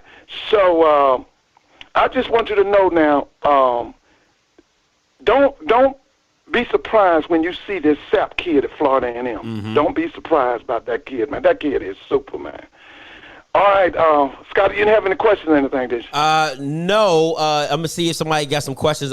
Stick around for a little bit. Now, what? Yeah, listen, they talking about, somebody said right there, we got the best facilities. Let me tell you something. When you talk about facilities in the SWAC, it's got to start with Alabama State. But I'm going to tell you another school, and you know you get on me by getting on them. Prairie View got some of the best facilities in the country, too. If y'all ever get a chance, go out there and look at them 1,400 acres they got out there at Prairie View. And see, that's why I keep telling y'all, Prairie View is underachieving. Prairie View spends more money than anybody on athletics. These people are spending $19 million on athletics. It don't make no sense for them to just be winning 5 and 6 games in football. That don't make no sense. Now, there's another thing I want to say to you, Scotty. I don't know if you and your people know about this, but there's a kid, he left the University of Louisville. He was the starting quarterback at Louisville, at University of Louisville. Yeah, Jawan His name is Jawan Pass. He's from Carver High School in Columbus. Kid's about 6'5", can run and throw it. Now, let me just tell you this. If that kid can do the things I know he can do, you better watch out for Prairie View. You better watch out. But I'm going to tell you now, Prairie View is underachieving. They got plenty of money. It's an old school. And I'm just telling you, if this kid, Jawan Pass, comes through for them, y'all better watch out. Y'all better watch out. Hey, but I don't have any questions for you, Mr. Ford, but you know you are always welcome to call back in. Let me say, somebody said something about Nugget down there at Jackson State. Let me just tell y'all, if Nugget has an outstanding year this year, Nugget going to get drafted. He's not going to stay down there. Nugget could be a one and done at Jackson State. If he have a big time year, which I think he is, because I'm going to tell you something, every time I watched him, I was, keying in on him. See, this kid here brings special teams to the table. This kid can cover one-on-one. He's got excellent signs. He's explosive. So I'm just telling you right now, if Nugget has the kind of year I think he's going to have, he's going to be one and done at Jackson State. Let me ask you a question, Mr. Ford. Have you heard anything about Valley's quarterback situation? I know that they got some kid from Portland State from out on the West Coast, and they hire on him. I haven't seen them. I watched a little bit of the game when Valley and Jackson played in the spring, but you were talking the other night, and I agree with you. I like that Vincent Dancy. It's just that Valley, it's a money thing. They don't have the money that Alcorn has. They don't have the money that Jackson has. They definitely don't have the money that Grambling and Southern and those schools have. Alabama State, Alabama A&M. It's a money thing, but I'm like you. I like that guy. I like Vincent Dancy now. I like him. But I just don't know, if I just don't think they can compete as far as money is concerned. And I'm like you, I think he's going to put a quality program. But what happens with those kinds of programs, they can give you a good first half, but then they run out of play. That's why, and I'm going to say this to y'all. And, the Chinese always say, no participation, no observation. A lot of your followers are running around listening to them guys on the Blue Bloods. Them guys, they call themselves the Blue Blood. Them guys didn't go to no black school. They don't know nothing about being black, okay? There are problems that come in simply because of racial issues, okay? They want these SWAC schools to go up against the Sunbelt school. Listen, the most scholarships a SWAC school can have is 65 scholarships. When you go against a Division I program, they got 85 scholarships. That's FBS. Okay? Yeah, that's FBS. Yeah, but FBS got 85. Guess what? Because of what has happened in black college football this last year with all these players, now they're saying in FBS they want to go up to 100 scholarships. They want to go up to 100 scholarships. So I keep saying this to you, and I keep saying this to your followers. Guys, there's a money issue involved. We don't have the kind of, one night I heard y'all, and I was just sitting there, I was about to rack my brain. Y'all was saying that Jackson State could join the Big 12. Let me just tell you this. Texas is in the Big 12. Texas spends over $225 million on athletics. Jackson State in 2019 spent about $6 million. But y'all saying that Jackson State could get in a conference with Texas. I was like, what? I mean, come on. What are we talking about? What are we? That's just like me. Okay, with the meager salary that I make as a teacher, I'm going to jump up and live in the same neighborhood with Trevor Lawrence, somebody making millions. How much sense do that make? Yeah. Okay? All right, so you got anything? Let me tell you this. Thank you so much, Scotty. You let me get a chance to talk and all that. Oh, man, Mr. Ford, you are a fan favorite, hands down. Everybody loves you when you get on, so, you more than welcome with me. Well, listen, and I'm going to say this again, guys, and I'm going to close it out.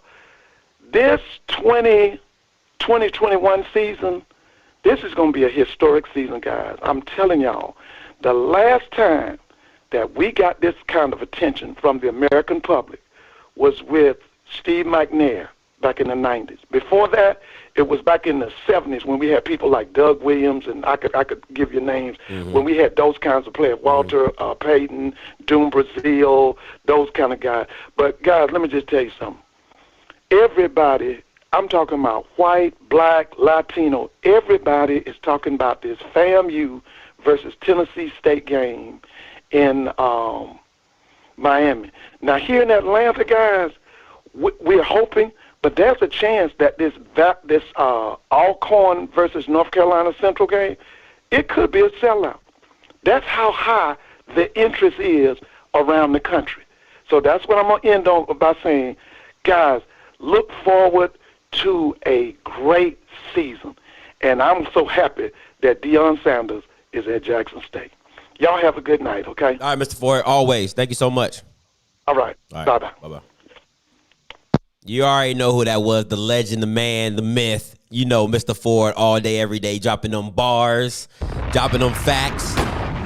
Listen, that he is my he's my Woj. He's my Wojnowski. He gonna call in. He gonna give you the inside facts to every freaking school possible. I love it. Appreciate you, Mr. Ford. Hey, you live. Appreciate you for holding. You live. Hey, what's up, bro? How you doing? Good. What's up to me? What's your name? Where you calling from? All right, this is Cortez. I'm calling from Boston. I'm a J-State fan. Okay. I just want to give a shout out to you, bro. I seen what happened on Facebook. I thought it was wrong. You shot back and they got scared. And I also want to thank everybody. Over at Jackson State, man, that gave to the alumni, to the school, all the alumni. We got to keep on going. I love what Mr. Ford said. But you know why the Swac is on the map right now. Yeah. That boy Deion Sanders, baby. Yeah. Deion Sanders doing it. You can hate him, you can love him, but he's doing it, bro. That's all day, every day. And I see. Hey, listen, and I see his son. If his son play, I see him at Jackson State 2 years. You think he's going pro after that? What you think? You know you got to play 3. More than 2 years? You know you got to play 3. You got to play 3. Well, Yeah, okay. you got to be a junior. I think I see him at 3, bro. Okay. He's good, man. He's really good. And then don't forget about Sunshine, man. Sunshine. You know, back up Sunshine. Yeah. Don't forget about him now. He the truth. Okay. I had to go Google him. No, he but was I just want to tell everybody, man, we're gonna be. He did his thing in Miami. Texas. Hey, get your popcorn. It's gonna be a show, baby. JSU, D I love. Let's go. All right, appreciate you.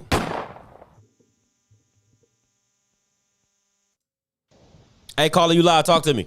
Hey, what's up, brother? What's good? Hold on. Before you go. All right, am I on a car, phone, or speaker? What's up, bro? Am I on the car, phone, or a speaker? Because it sounds echoey.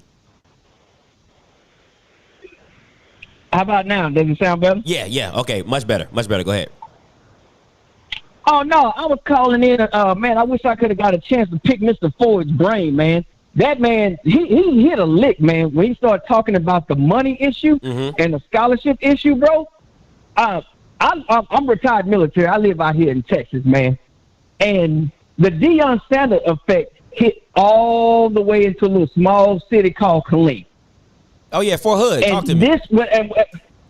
Yeah, Fort Hood, yeah. Yeah, I'm retired out here. I don't live in the city limits. I live out in the country, man. I got me about a football field for my backyard, and I sit around and play golf all day, and I sit there and watch you, man. I watch you just about every day, man. I don't really call in, man. But when every time I hear Mr. Ford, man, I'm like, man, this dude right here, man. Yeah, he have you burning up the internet trying to find out that information he's talking about, bro. But when he started talking about Texas and Jackson State wanted to join with them, the amount of money that's spent on football starting at the middle school level in Texas, I don't really think the Swac can really compete with that. And I ain't trying to be funny, man. I'm talking about if you just come out here and see some of these schools, man. It's ridiculous. Kyler Murray, you remember Kyler Murray, right? He went to Allen. Yeah. Yeah. That school is bigger than any SWAC school. That's a high school. It's bigger than any SWAC school you can think of. I had to go see it myself, man. That stadium holds 60,000 people. Yeah, and then it's crazy. The stadium. The crazy thing about that stadium is underneath the stadium, they have all the practice facilities. Baseball's underneath the stadium. They have wrestling underneath the stadium. Like, it's all their stuff is underneath the stadium. It's dope. Yeah, I was like, man, Mr. Ford is just on it, man. I keep trying to tell people, man, these people out here, man, when it comes to football, maybe, Texas is not winning anything because their recruits are going everywhere. I said, before it's facilities and spending money-wise, you cannot compete with Texas, man. It's just that these people, Alabama will come up in here or LSU will come up in here, and they just take what they want. But since Deion has came, and what Mr. Ford is talking about, that's true about the scholarships about to change, man. Because they want to try to keep the SWAC down. And because I always tell these young kids, I'm like, you mean to tell me you rather go to a PWI or Division One or FBS, whatever you want to call it, and sit the bench for 3 years and hoping to play your 4th year when you can go to Prairie View, Texas Southern, or you can go right to Southern, Grambling, Jackson State, whatever it may be, and you most likely gonna get to play within your 1st or 2nd year. Yeah. But the thing is, and I blame my generation, we don't teach them about what Jerry Rice, Walter Payton, Steve McNair, or how many Hall of Famers that Southern, FAMU has, Grambling has, Jackson State has. Because, when you talk about the Hall of Fame now, all they look at is now, this is my opinion, they look at what the University of Miami has put up in there, and they look at these other schools, Ohio State, but they don't realize that in the state of Mississippi, Jackson State, where you rep, Jackson State has more Hall of Famers than Ole Miss, USM, and Mississippi State combined. All right, let's talk about and that.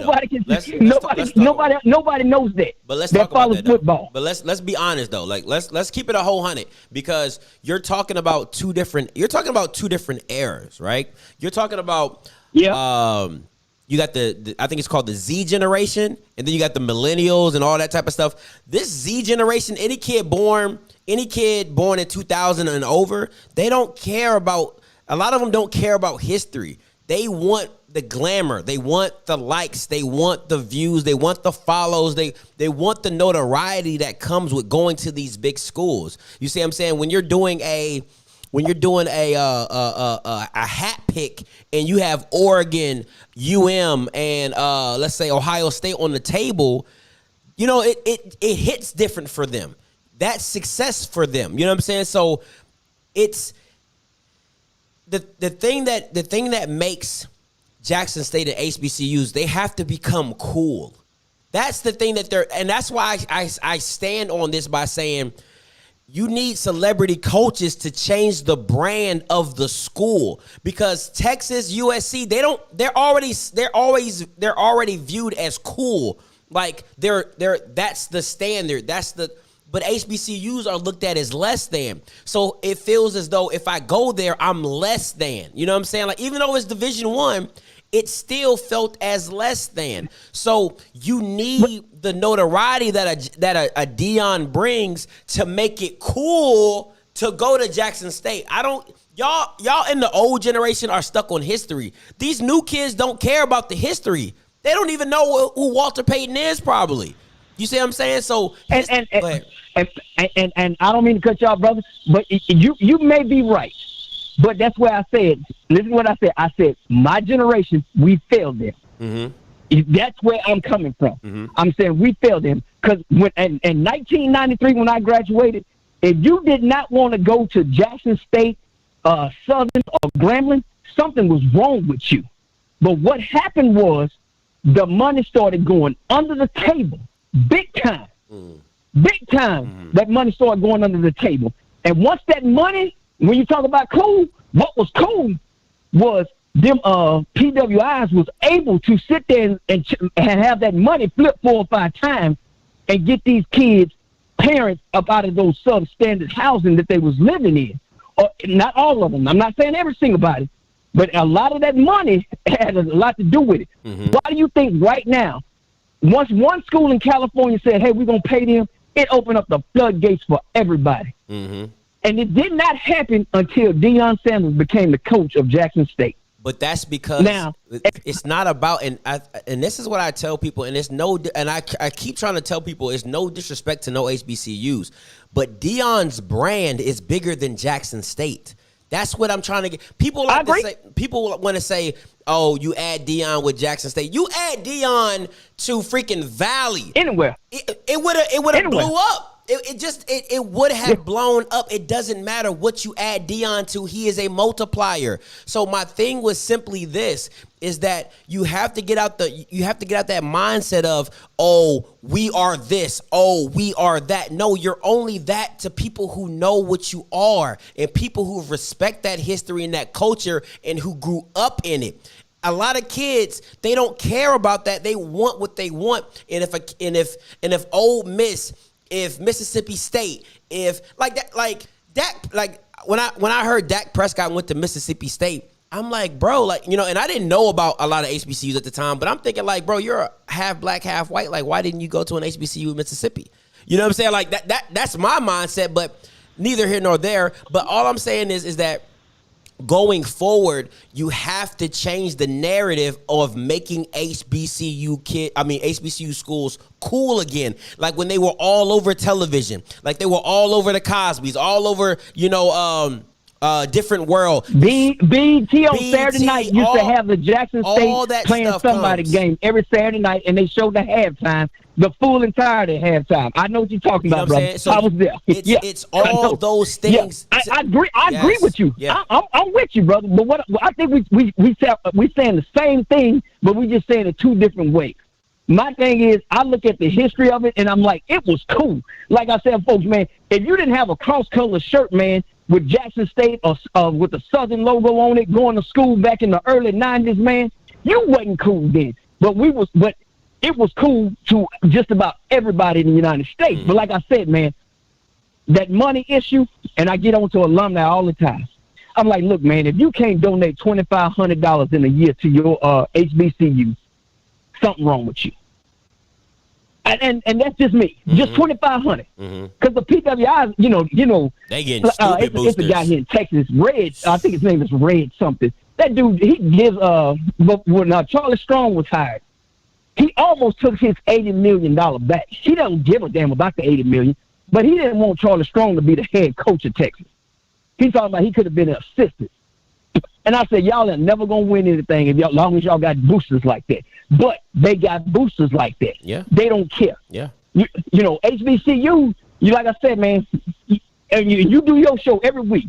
When somebody that went to school there, you ask them, do they donate their $2,500? I donate $2,500 to every HBCU. I mean, not every, a different HBCU every year. $2,500, man. And whether it's North Carolina A&T, I mean schools that I've never been to, they go $2,500. Yeah. But I do it every year because I save up every year. I start in December, and that following that next December, I write a check to the school, and them folks don't have no idea who I am. Some of them say thank you, some of them don't. I don't care though. But Tom Joyner got me onto that. Like, hey man, just give them something. Yeah. If it's that $2,500 that may be a meal plan for 2 or 3 students. So that's just where I'm at. But like you said, make it cool, and I'm all about making it cool. Trust me, because I'm gonna sit back here Saturday night in my backyard with the projector, and like I always do, invite my neighbors over, and I'm gonna barbecue on the grill. Yeah. And we're gonna sit back here, and I try to explain to the young kids that come by. And you're right, they don't know anything about the player like a Walter Payton or Jerry Rice. But they do know, like the Honey Badger. Yep. He's real popular. Yep. Those and the Honey Badger come the next neighborhood that I come out the 6th Ward of New Orleans. He come out the 7th Ward. So he got his name being that small, being able to hit somebody. And that dude but you know what? That dude was never offered a scholarship to Southern. He was never offered a scholarship to Grambling. Yeah. Because they figured, and that's where I get on HBCUs. They figured that these kids are on TV, and like you said, the hat challenge in front of them. Why would I even waste my money trying to talk to them? Yeah. And it bothers me. I'm like, what you mean no HBCU ever contacted you? They was like, nah, none of them ever contacted me. Now that has to change also. So we got to put the blame on HBCUs also. Yeah. Saying, hey, look, man, you got to get out there and you got to do the work. Like I told him, I said, man, if any of y'all was looking at a kid out here in this area, you more than welcome to come to my house, stay here, me and you go watch the kid together and evaluate him. So you don't have to pay for a hotel room, but you just got to get yourself here. Yeah. So I don't know if they really interested in trying to recruit everybody, or they just thinking just all of a sudden that the light going to come on. Mm-hmm. But, that's neither here or there, But bro, I like what you're doing, man. Keep what you're doing. I'm gonna have to call in more often, man. Because that Mr. Ford, man, that's a real G there, bro. Yeah, Mr. Ford is a real one. He is definitely a real one. Hey, man, you are more than welcome right, to come brother, back anytime, my guy. Man. Yeah, peace. Listen, listen. I know. You know, this show is known for going off topic. All right, you know what I'm saying. This show is known for going off topic. But I want to be very clear. You have to change the viewpoint of the school. Doesn't matter what you're talking about. I don't care. You have to change the narrative of your school. It has to be cool to go to schools. And now with the NIL deals, you're talking about schools that can pay kids hundreds of millions of dollars to come there. You have a lot to compete against. So you have to do something different. And to live on this hill about, oh, we're this, oh, we're history. I'm telling you, HBCU schools are going to be like Blockbuster, all right? You need to be more like Netflix. Stop. You cannot be like Blockbuster and just live off your laurels and be like, okay, this is what we're doing. We do this. This is how we do it. And we've always done it this way.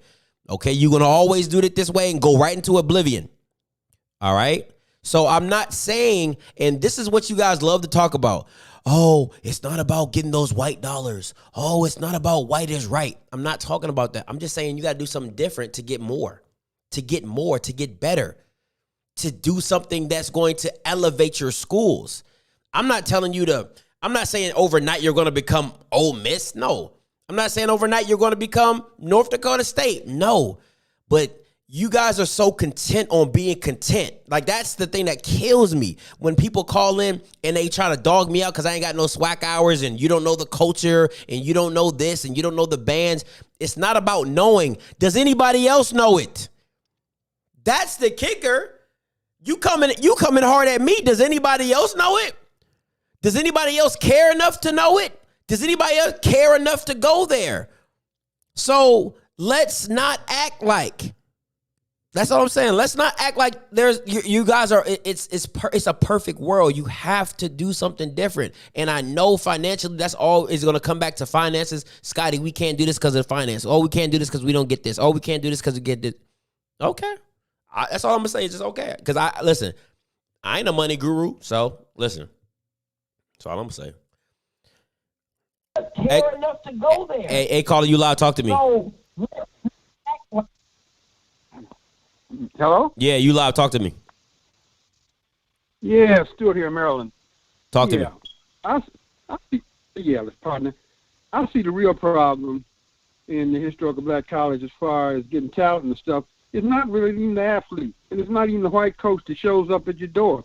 It's the black parents. The black parents' lotto is their child going to the big white school. They see that almost as a upgrade in the community. You know, I get to say my child went to Ohio State. I get to say my child's at Oklahoma. My grandson went to TCU.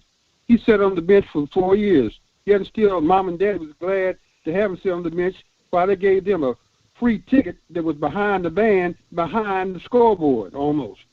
But they got to say he was at TCU, where he could be in the Tennessee State, Southern, Grambling, and playing. He was a 3-star out of Texas. But so the problem is to convince the parents that their child should go to a HBCU that supplies over 70% of all the businesses in the top 500 when they graduate with things like this here. So that's all I got to say. All right, before you go, right? Did you hang up? Yes. Okay, before you go, right? So if you're blaming the parents, right, is it still not the kid's choice whether he goes to a Power 5 or not? Yes, it is the kid's choice, but the pressure of the neighborhood and the pressure of the prestige that they see automatically is overwhelming, you know. But this is my thing, right? Have you studied anything about advertising? Well, like, okay, yeah. So they always say, and if you do sales, if you do anything, they always say your first, it's probably going to take you about 3 or 4 no's to get a sale, right? And if they, in advertising, they're going to tell you it's just going to take you about 5 or 7 times to see something before you want to buy it, right? So if they're constantly pushing constantly pushing. Like, they have the money to advertise. They have the money to push. They have the money to do all these things. And you rarely, I can count on one hand. I can't tell you a commercial I've seen about Grambling. I can't tell you a Jackson State commercial if I've ever seen. I can't tell you any advertising that is done by HBCUs. I can't tell you it. Now, with the internet, you would think it could be a lot easier. With the internet, you would think that you can promote, you can do all these things that are actually free, you know what I'm saying, and still get promotion. So, yes, is it on the parents to not understand it? But at the same time, my God, like, this is what you got to understand. A lot of people don't know about HBCUs. I'm telling you that for a fact. Like, a lot of people, and if you do know, it's either Morehouse, Spelman, Howard. That's it. Those are the three you really know. If outside of, if you live in Mississippi, you live in Louisiana, like, that's what you know. So you can't get mad at parents who just don't know. And the kids don't know. Yeah, I agree. I agree with what you're saying, and you're perfectly right. I coached in historical black college football, track. I've been to 3 Olympics games and stuff like that, things. And every time I went to a parent's home, this was what we were up against. And you're right, because if you don't promote yourself and you're not out there, it's hard. It's hard. And I mean, like, think about it. Spelman, Howard, they don't have to promote. Why? Because they're in public figure. The girl from Atlanta, the new vice president, they don't have to promote because they're in public. Diddy from Howard, the dude from Blackish from Howard. Like, you see all the Black Panther from Howard, like the Felicia Rashad Howard. Like, you see these people in public figures, and you're like, wow, they're black. Wow, they went there. Spike Lee, Morehouse. Like, you see these figures and you associate them with the school, and those are the HBC schools you know.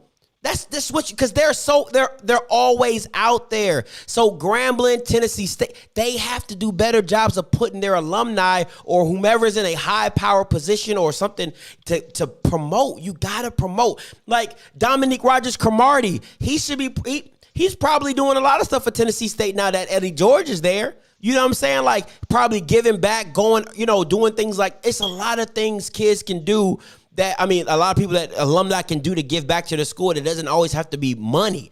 It's just the spotlight. You know what I'm saying? If you're a let's say somebody from Grambling is the superintendent of their school, of their county, then they should be promoting Grambling. Like those little things like that is what kids know, because you seeing a public figure in a high place, something you want to attain, and you're like, oh wow, you went to Grambling? Oh, what is Grambling? You know what I'm saying? But you see, yeah. Well, let me say this. Yeah, and you're right, and you took the conversation where I wanted and said what I wanted to say. Now, Deion just signed that contract, and gonna make this ad. Jackson State's getting $75,000 extra just going to the school. It's the corporate money that gives you the money that's going to allow you to make those kind of ads that you're talking about.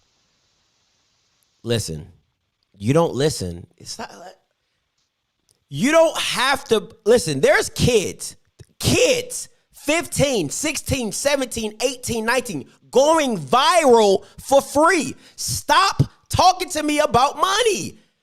There's kids making millions of dollars in high school doing Instagram stuff. Stop playing with me. You can get publicity without having to spend a lot of money. You just have to be creative. You can record a movie on your phone. Good news. What are we talking about right now?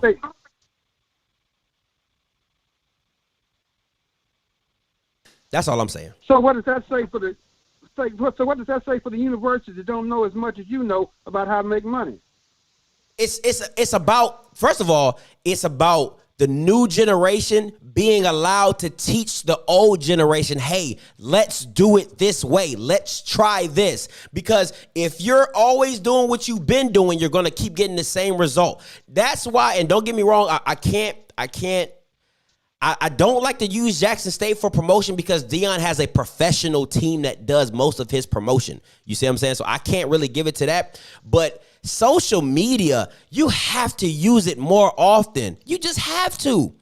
You have school. You have companies like support black colleges and what else? It's another one.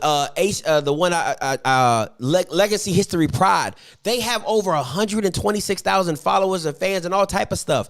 You got to use their networks to get in your network. You have to network to do this thing. It's not just about you. It's networking and using people's leverage in social media to get more out of it.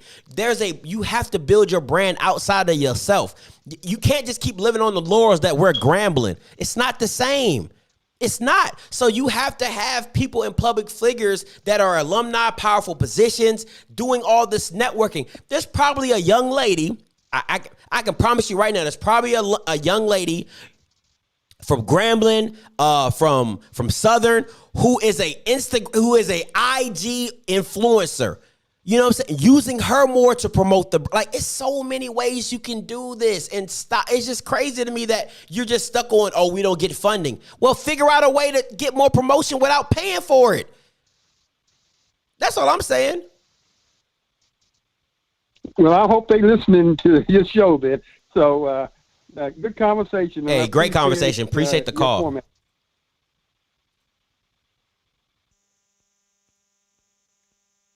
Hey, caller, you loud. Talk to me. Hey, caller, you loud. Talk to me. What's going on, Scotty and old Joe, man? What's up? Talk to me. Yeah, I just want to talk about the promotion. What Deion Sanders is doing is real good. And, you know, they can use these kids at the schools. You know, they got, like, Deion Sanders got his own cameras. They can get kids that go to the school. They got the cameras. And these kids know how to work that social media real good. They can use them. Just like, for instance, I seen a clip from Deion Sanders about the school, about the kids that first day of school, and how they was talking about how it was. That'll make a college kid want to go there. Fact, especially a black That's one. all I got to say. No, you're right. You're absolutely right. Appreciate the call. All right. Yeah, and I want a caveat on that, right? If you go and watch the Deion Sanders thing when he talks about his son's first day of school, and him and Tony Gray, Shiloh and Tony Gray going into his office. If you haven't seen it, go to Cut Day's channel. He has it on his thing. It's Cut, the number's right there. Cut 516-259-9041. He's just like, yo, like, it's different. Yo, and they're smiling saying it's different. Not like oh God, it's different. They're like, yo, it's different, bro. It's different. You know, like it's that type of like, I think like over 90,000 people watched that on his Instagram, on Deion Sanders' Instagram. It's stuff like that you gotta get out and open to the people. You know what I'm saying? You could do the same thing at Southern. You could do the same thing at FAMU. Like FAMU. It's oh my gosh. I all I'm saying is that for real, there's a way to get it. It's a way to get it done, man. I'm just saying it's a way to get it done without all the excuses. That's look at that. 300,000 people have seen that. You know what I'm saying? Now, don't get me wrong. Like I've said, HBCUs are not for everybody. All right, listen. I went to HBCU. It was a culture shock for me. I don't care what you want to talk about. It was a culture shock for me. It was too many black people in one space. I ain't gonna even hold you. All right. So I was like, this is not for me. Hey, caller, you live. Talk to me. What up, Scotty, man? It's Dan. What's up, Dan? Man, now what that guy was saying about the parental influence as well as the community influence, that actually plays a lot into it. And I come on here and talk a lot of stuff, but my occupation is in education and as a graduation coach, and you actually will see a lot of these parents and people in the community that will actually talk these kids out of going to a lot of these HBCUs, not only athletically but academically. And like that right there, like, it makes me like really angry. Like when I see that stuff, where kids were actually turned down full scholarships to a lot of these HBCUs academically just to go to the predominantly white college. Mm-hmm. And I actually had this argument with somebody a few days ago, and she was talking about how she wanted her child to go to this predominantly white college because it was closer, even though the child wanted to go to FAMU. Mm-hmm. And even though both universities are the same distance apart, she kept talking about how FAMU's a party school, and that's the stigma that a lot of people try to put on the HBCU about this party school stuff when you can't even do any of that stuff on campus. But you want your child to go to this predominantly white college that has been in the top 5 party schools, you know, for the past 20, 30 years. And like that community influence, he's not lying. Like people in the community, people in the neighborhood, all of people actually talk these kids out of going into HBCUs when they want to go to HBCU. Mm-hmm. Now, as far as that, like that YouTube part, you know, the different parts. Now, I know for a fact some universities, they do try to do some of that stuff. Some have tried and actually stopped because, you know, of liability issues. There's a lot of liability issues on a lot of that stuff. And it plays a big part. But old dude is not lying when he's talking about that community and parental influence. That is a really big thing. And a lot of kids will be like, you know, I want to go here, but my parents want me to go here. They'll, you know, pick where their parents want them to go. That plays a part. Some kids, you know, like you said, they'll make that choice and go where they want to go. Yeah. But at the end of the day, you know, a lot of these kids, especially in the southern states, and especially in them rural areas who, you know, they're in them 2-parent households, you know, whatever they say go, and they just go, you know, they just follow their parents' advice and go to where they want to go. And that's what their parents see. Because a lot of people do have that white is right mentality. Okay, right? but and they associate white with money. Wait. Which y'all keep complaining about it, so they ain't lying about that one. So let's just move that to the side.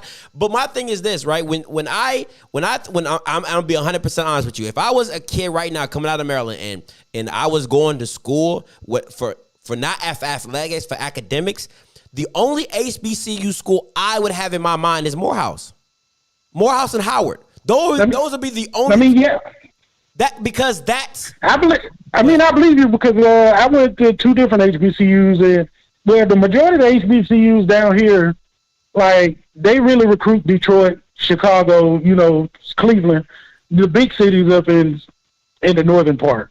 I know like Bama State, they have a decent showing up there in Washington D.C., but they mostly focus on those major cities.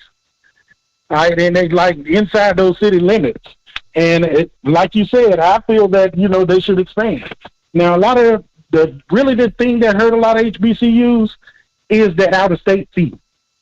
All right, if you're coming from California, you're going to have to pay double the tuition, you know, what everybody else pays. But that's any school. You know, you're coming from those northern states. That out-of-state fee really hurts. That's every school, HBCUs. though. Every school does that, though. If you're not an in-state school, you always know it's in-state tuition and out-of-state tuition. That's everything. Exactly. I mean, I agree with you. All schools do that, but the thing is if you're targeting Black or African American students, and a lot of them, you know, are going to come from a middle class to lower, you know, social economic status, they can't afford that out-of-state fee, so they stay in-state. Now, if we got rid of all these out-of-state fees at the HBCUs, in my opinion, I think, you know, enrollment will go up like dramatically. It'll go up dramatically. All right. Now, I know Alabama State, they just pretty much got rid of their out-of-state fee this year. Thanks for kids if you have a 2.7 and up. But that out-of-state fee does hurt. It hurts a lot. All right. I mean, somebody in the comments says Alcorn doesn't charge an out-of-state fee, and this is another person says some HBCUs don't charge an out-of-state tuition. So, but hey, man, I got a lot of people on the call. Hey, Dan, you know you're always welcome, my guy. Appreciate the call. You good, man? All right. Listen, hey, real quick, so I'm gonna get to all these callers. Jay Johnson, can we get back to football? Listen, it's not just about football with HBCUs, and we all understand that. So once again, if you have a problem with the conversation. Once again, this is off script, so the name alone of the channel lets you know we might not stay on topic. All right, it's called off script. Woo, whoop-de-doo. If you think I'm here to play around with y'all, God damn it, I'm not. All right, and Fluffier, appreciate the. Hey, listen, okay, so going back to my experience at a HBCU, right? I came from a very multi-diverse high school. I mean, like, Ethiopians, Eritreans, white, Hispanic, you name it, we had it, right? I never went to an all-black nothing. I'll say that again. I never went to an all-black nothing. When I went to Claflin, all right, and saw it was nothing but black people, it was a culture shock. It was a culture shock. It's different. It was different. All right. Didn't say I didn't enjoy myself. I had a great time. Claflin is like an Ivy League type of feel, you know what I'm saying? And South Carolina State is like the hood. But overall, I had a great time. Wasn't for me. That's just how I feel about that one. All right, let me get to hey, caller, you live. Talk to me. Talking about right now. Hello, Scotty. Yeah. This is Malcolm. I know Malcolm. You don't have to say your name. And obviously, you're one of the best representatives when it comes to talking about Swac football. I listen to everybody. Dr. Cavill, obviously he's a TSU and everything. But the only disconnect that you have is that I don't know what you're trying to push. Like, what is the end result as far as, because you can't associate Swac football without the institution. And right now I'm just going to limit it to the Swac. I'm not going to talk about all HBCUs. I'm just going to limit it to the Swac because that's your focus. That's your niche. And so what happened with the quarterback, we all know who I'm referring to, who was told, hey, if you don't go to class, you can't play football here. That's a beautiful thing. Because when I was in school 20 years ago, 22 years ago at Texas Southern, I actually used to help some of the football players. And as far as tutoring. And they didn't give grades to the players. You had to earn it. Now these guys, when they come out of Elsick High School and Dallas Carter and Dallas Kimball and all those big schools, they were treated better and they had their best years at those in high school. But then when they go to TSU, there's more expected of them from the professors. And that's a beautiful thing because we're saying that, hey, as a black man, you're more than just a football player. And that's what the SWAC represents, because we were started because when slavery ended, they were like, well, what are we going to do with these black people? And the black people were like, we want an education. We didn't start off Texas Southern, the campus that we have now. It was nothing like they started in a classroom. Malcolm. And my point is, this is important because it's like now we want to go back on the field. Yeah, some guys make millions of dollars, but at the NFL, it's a lot of politics right now. I work in corporate America, so it's a lot of politics. I see that's the only reason I can relate to football is because they will let you go in a second. So my whole point is that Can I ask you a question? Can I ask you a question? That's why I get upset when you focus so much on trying to change what we have, because listen, what you don't realize is that the player who comes to our school who was not a 5-star, he was not a 3-star. Now, back in the day with the Paytons and the Rices and those cats, when they, at that time, they had no choice but to go to an HBCU. Can I ask That's a question? why we had the talent. Can I ask a question? Hello? Can I ask you a question? Sure. My apologies, I missed it. Yeah, this is my question to you. My point that it's not really a question. My statement to you is, my point that I'm making is you can't get on here, Malcolm, and say, oh, our schools are this, our schools are that, when your school is not promoting what it is. I can't know what your school is if I don't know about your school. I don't know what your school is if you don't show anything about your school. That's my point. And that's a disconnect because back when I was in school, okay, you watched the Cosby Show. He put on what I don't recall, but you see a Morgan State sweatshirt or a Morehouse sweatshirt. Well, we didn't have you kind of contradicted yourself because 20 years ago, we didn't have internet service like we do now. So what I do is I say, okay, I'm in this region. Just because I don't have everybody know, but my point is, I want to go to a black school, and I want to be different. I don't want to just go to Morehouse or these other schools, and plus I can't afford it. They weren't. Sometimes it's harder to get a school like University of Texas will offer me more money than a Morehouse. Texas Southern offered me a full academic scholarship.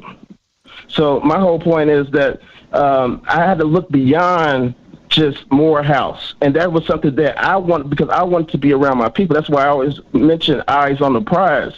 I chose myself. What's the point, Malcolm? Make your point. What point are you trying to say? The point is that there's nothing wrong with the current state of the Swac. Yes, it is. And the fact that you can't see that, it's not a damn thing wrong with it. No, Mike. And you can't say that because you've only been here for a minute. No, listen. Listen, if you can sit here right now and say, you know what, everything in the Swac is okay, that is the problem with your Blockbuster. You're Blockbuster. You're not Netflix. You are okay with the status quo. And I'm telling you right now, that's why it's Deion's. Listen, it don't matter if he stayed there for 3 years, 2 years, it don't matter. The shakeup that he is causing is good for the Swac, but people don't like it because you're so used to the norm. You're okay with just doing the bare. You're okay with being okay, and then you're the same person complaining. Oh, we don't have funding. Oh, we don't get money. Oh, we don't do this. We've always had. There's never been a time in any Swac school where there was no funding issue. Let me ask you this: if you were working at your job for 20 years and they never gave you a raise, you just gonna accept that? You gonna accept that? Answer my question, yes or no. If you're working a job for 20 years and they never give you a raise, are you gonna accept that? Yes or no? Sir, that's a yes or no question. It's a yes or no question. Most likely not. Okay, then, because you're going to do something different. That's all I'm saying is you have to go. I'm saying, and Deion, let me just make this statement. It was easy for him to choose Jackson State. Now, as much as I love Texas Southern University, we have the lowest fan support. I don't live in Texas right now. God, and I don't like Texas. Or you can have one bad situation in Texas and you don't want to go back. But my whole situation is, the deal is, I miss going. I would love to be at the games, but my point is, Deion chose the school Jackson State would have had the same support than they would have if he went there or not. Because if he really was going to do something, he would have came to my school. I said this in my last, and I hate beating this horse up. And Malcolm, I apologize for cutting you off. I'm more of a listener, but this is really bothering me. You never listen to me. You listen to people who don't have no TSU. No Swac pride. You give them more time than me. I let you ramble all the time, guy. Malcolm, I let you ramble all the people. My girl tells me I let you talk too much, and I know, and she is not biased at all. She's like, you let Malcolm talk too much, and I give you the platform, Malcolm, because I like your positions, and they're so obtuse. I like them, but at the same time, you have to be realistic. Do you think Jackson State would be at the pinnacle of the hypeness if Deion Sanders did not come there? That's a yes or no question. There's no probabilities. There's no you gotta do. No, it's a yes or no question. Would Jackson State be as hype as it was? You're lying. I'm about to hang up on you because you're lying. You're lying. No, I'm not lying. I'm not lying. They don't. If Deion meant he has a house in Prosper, Texas, no state income tax. You would think he would have came to, and I wouldn't want him at TSU. Now I do give what the gentleman stated before, if not more, to my alma mater. But I would stop completely, and I would put all my Texas Southern T-shirts and everything, and I would burn it if he went to my school, because I don't really like that guy. But he went to Jackson State, and the thing is, if the game was in Miami this weekend, it would still have almost the same amount of appeal, whether he was the coach or not. Malcolm, I'm gonna agree to disagree with you, and I'm just gonna leave it at that. I'm not even gonna. He chose the school. Jackson State has the most support. I mean, as far as I guess they're traveling fans. So it's Jackson. I mean, Houston got too much going on to where. So if you would think he would have came to Texas. I didn't say fans. If anything, Malcolm, as opposed to going to Mississippi. Malcolm, there's nothing to do in Mississippi. I didn't say fans, my God. You're too quick to respond and you're not listening. I said the hype. Listen to what I'm saying. Listen, you're a very well-educated man, and I am a very well-spoken young man, and I'm enunciating very, very well. I said, Malcolm, do you believe in the hype of Jackson State would be at the pinnacle? Listen to what I'm saying to you. Hype pinnacle that it is now without Deion. And I gave you the chance to answer that question. You said yes, and that's a lie. That's a lie. You're just flat out lying right now. If you think if they hired Jimmy Smith or someone like that, yeah, probably Jimmy Smith went to Jackson State. Still a celebrity, my guy. You're not understanding. Still, it wouldn't be on the level of Deion Sanders. I don't care what you're talking about. But my point is this, my guy. Jimmy Smith should be in the Hall of Fame. He's a wide receiver for Jacksonville. He's not Deion Sanders, Malcolm. I don't care who you're talking about. He's not Deion, unless, God rest his soul, Walter Payton came back and coached at Jackson. That's the only person that's on the same level as Deion Sanders. So stop playing with me. Don't do that. No, he's not Deion. So let's not act.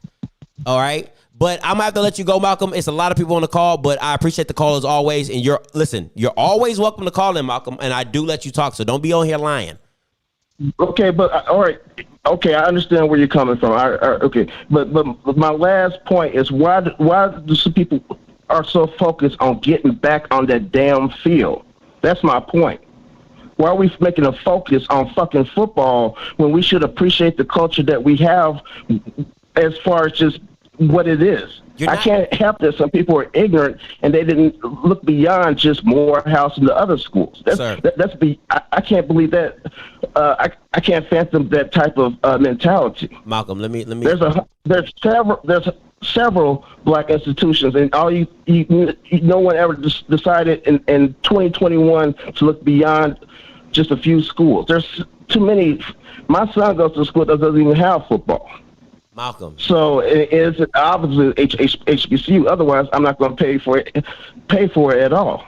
So it's like, come on, people are making excuses for being ignorant, and it's sickening to hear. The only ignorance is coming off the other end of this phone, because you're acting like football is not a part of culture. You're acting as like, because you can't get on here and ramble about culture, ramble about, why do people want to get back on the field, when most of these schools' brands are built on the band and football football Hall of Famers. Let's not act. So appreciate the band. So that's why, and you think I'm being funny. But you're not appreciating the football. If the one thing that we can appreciate, let's appreciate our band as opposed to just football. Bye, Malcolm. I'm not about to do this with you. Hey, calling you live. Talk to me. What up, Scotty? What's going on? What's up? What's your name? Where you call from? All hail to D. It's the original player, Jamie G, on the line. And I heard it's a player's ball on Friday, and I need an invite. Yeah. Yeah. You try to come through the haters ball? I want to come through the haters ball because that last caller, Malcolm, tell that player to get a $5 Happy Meal and skedaddle. Skedaddle. And get out of his feelings. You said But yeah, I need an invite to this players ball because I'm tired of these hush puppy wearing folks that's hating on JSU. And I got these brand new Gators off of Highway 80 in the Jackson. I'm ready to step out, Jack. Well, I think I'm gonna do a haters ball for Alabama A&M on Friday. I'm still debating it, but yeah, I think I'm gonna do that because I got a request to do it. So yeah. Yeah, I got to give a big shout out to my boy QC at Alabama A&M. I think he should have been on this QB power rankings list. Listen, but I know he won't be starting. Listen, but listen. I next think he year, made the list. Next year. Listen, you don't listen. You listen. Stay tuned. Next year. Oh yeah, QC gonna be on this list next year. Listen, and I'm saying it right now too, and I'm glad you brought this up. I'm saying it right now for all 191 viewers on here. The same way you feel about Shedeur Sanders is how I'm gonna feel about Quincy Casey when he takes over Alabama A&M. Okay, I don't want. There will be no bad words spoken on Quincy Casey on the Off-Script channel. Since everybody want to protect Shedeur, since everybody want to say Shedeur is this, Shedeur is that, let me be very clear. On that revenge tour 2022, just know I'm hanging up on anybody that has something wrong with Quincy Casey. All right, I just want to make that clear. Go ahead, you're good. I appreciate that off script though, but yeah, my boy QC, he gonna be balling next year, man, and I can't wait till the player haters ball because when I come through, it's gonna be a lot of hate on this line. Hey, that's facts, bro. That is facts. Hey, man, I'm about to let you go. It's a lot of callers, bro. But hey, stay tuned and make sure you check it out for the channel. Make sure when I post about the haters ball, all right, on Friday. All right, salute. All right, man. Appreciate you.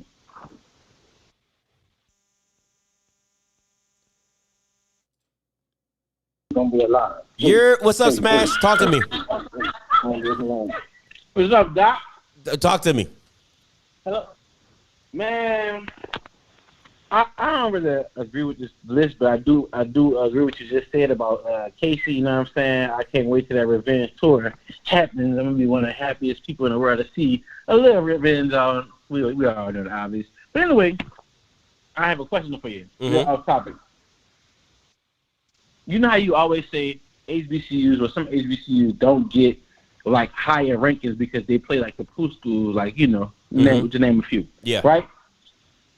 What advice? Because I got some people listening. What advice would you give a kid that wants to play for HBCU, but he always is getting the smaller HBCUs like Allen or like not Coppin or let's say like not even Fort Valley, like Allen or like Benedict or like those kind of schools. What advice would you get them to like coming out of high school? You know what I'm saying? Because you do promote like high schools and you give to the high school spotlight. So I got a couple kids watching right now. What advice would you give somebody trying to go to HBCU, but they not saying they ain't good enough, but sometimes grades didn't be a thing, but they want to play football. Okay, so it all depends on it's a couple factors, right? It all depends on if you're looking for, are you going to an HBCU because that's what you want, or that's because what you have?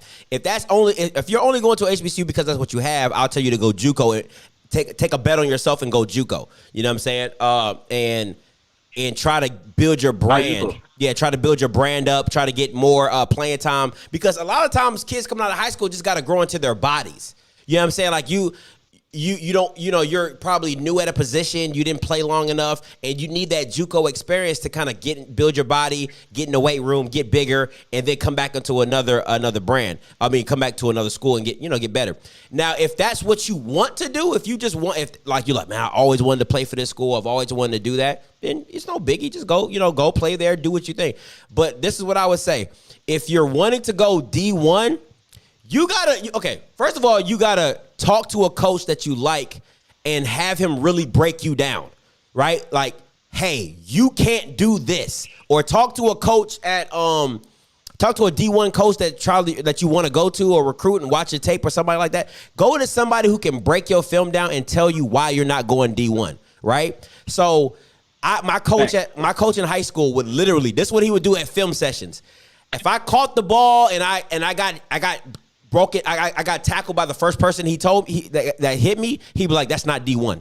That's what he was saying. He's like, that's not D1. You know what I'm saying? That's D2. Like, that's what he would do to me. But you have to be okay with that. You know what I'm saying? Like, you have to be tough enough to take that. You know, if I caught a pass between two people and he'd be like, that's D1, and then like, let's say I didn't do no yak after, he'd be like, but that's D2.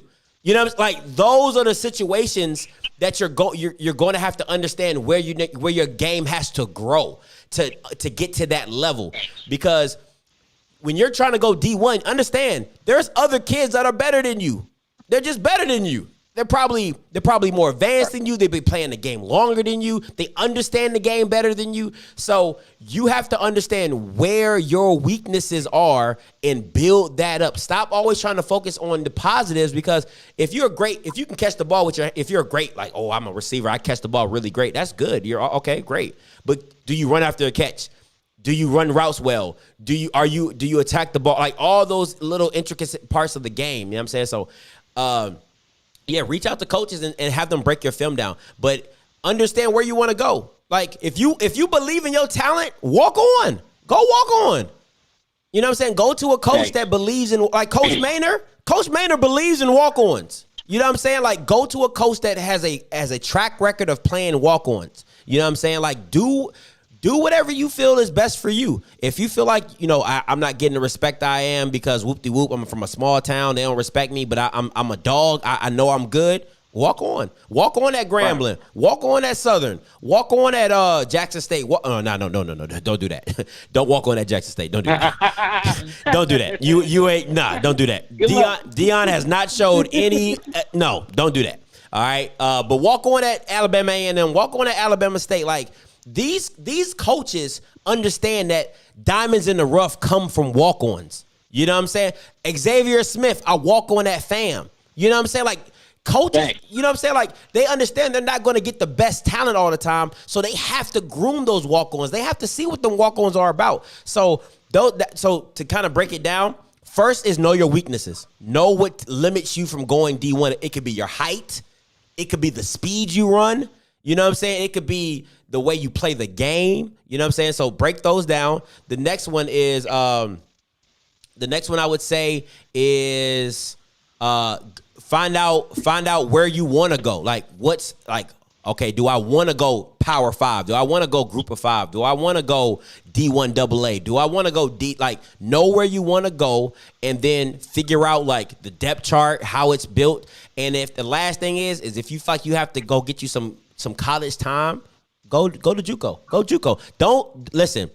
Don't let people dog you out because you went to JUCO. There's a lot of kids that went to JUCO. Aaron Rodgers went to JUCO. Alvin Kamara went. Now, remember, they dropped down and went to JUCO, so they were already top-level picks. You know what I'm saying? Like, Cam was at Cam was at Florida.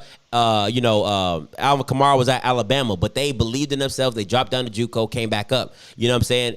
Jimmy Butler, when he went, he was not recruited out of high school, went to JUCO, got up, went better, and, you know, did big things. So all those things come into play. You know what I'm saying? So that's what it is. And also, and Blue Bloods is saying this in the chat. He's saying, know the program and the coach. Know what they're going to run. If you're a receiver and you want to catch 100 balls, don't go to Georgia Tech. You know what I'm saying? Like, they going to do the triple option.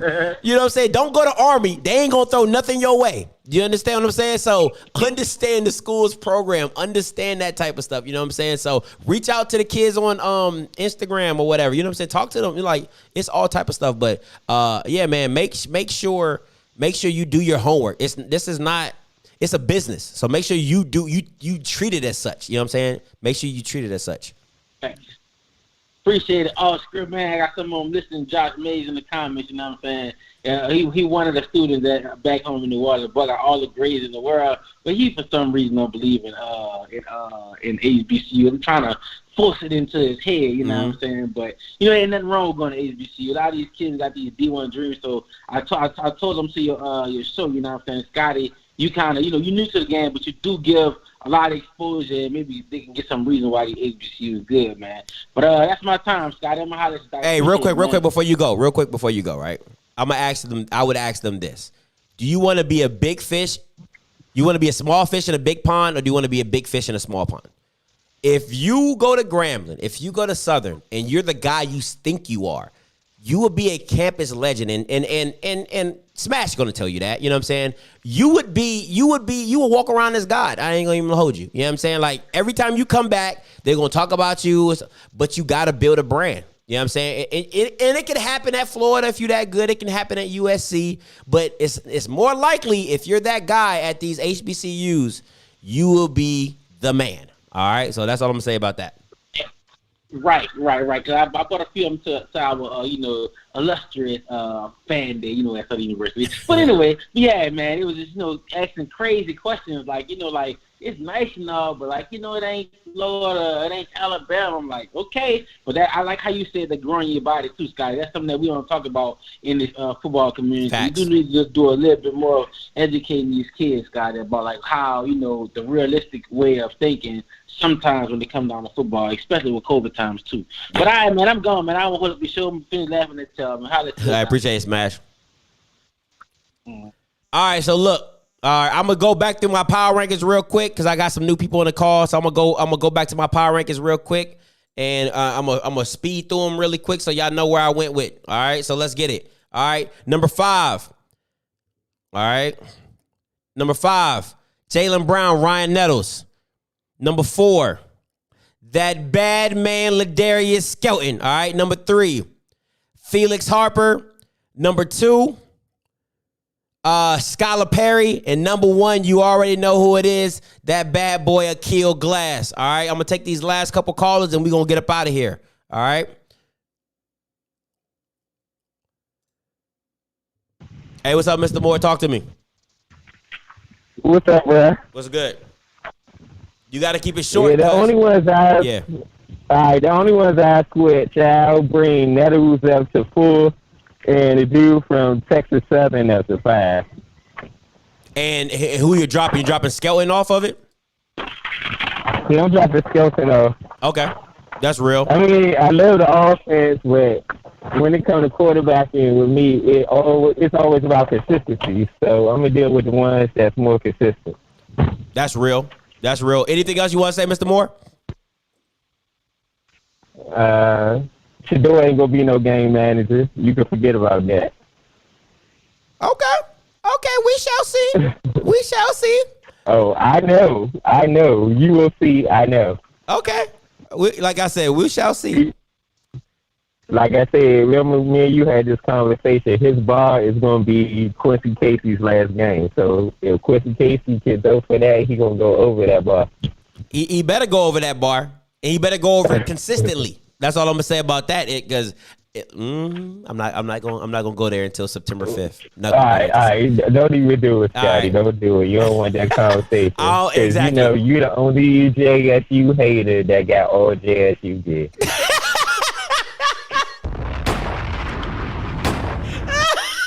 Yo, that's the realest. We're not even gonna start that conversation. You show all JSU games. You got that ugly JSU T-shirt that you used to have in the back. You rocking the cap, but yes, you hate JSU. So we just gonna leave it at that. We just leave it at that. Hey, appreciate it, Mr. Moore. You too funny.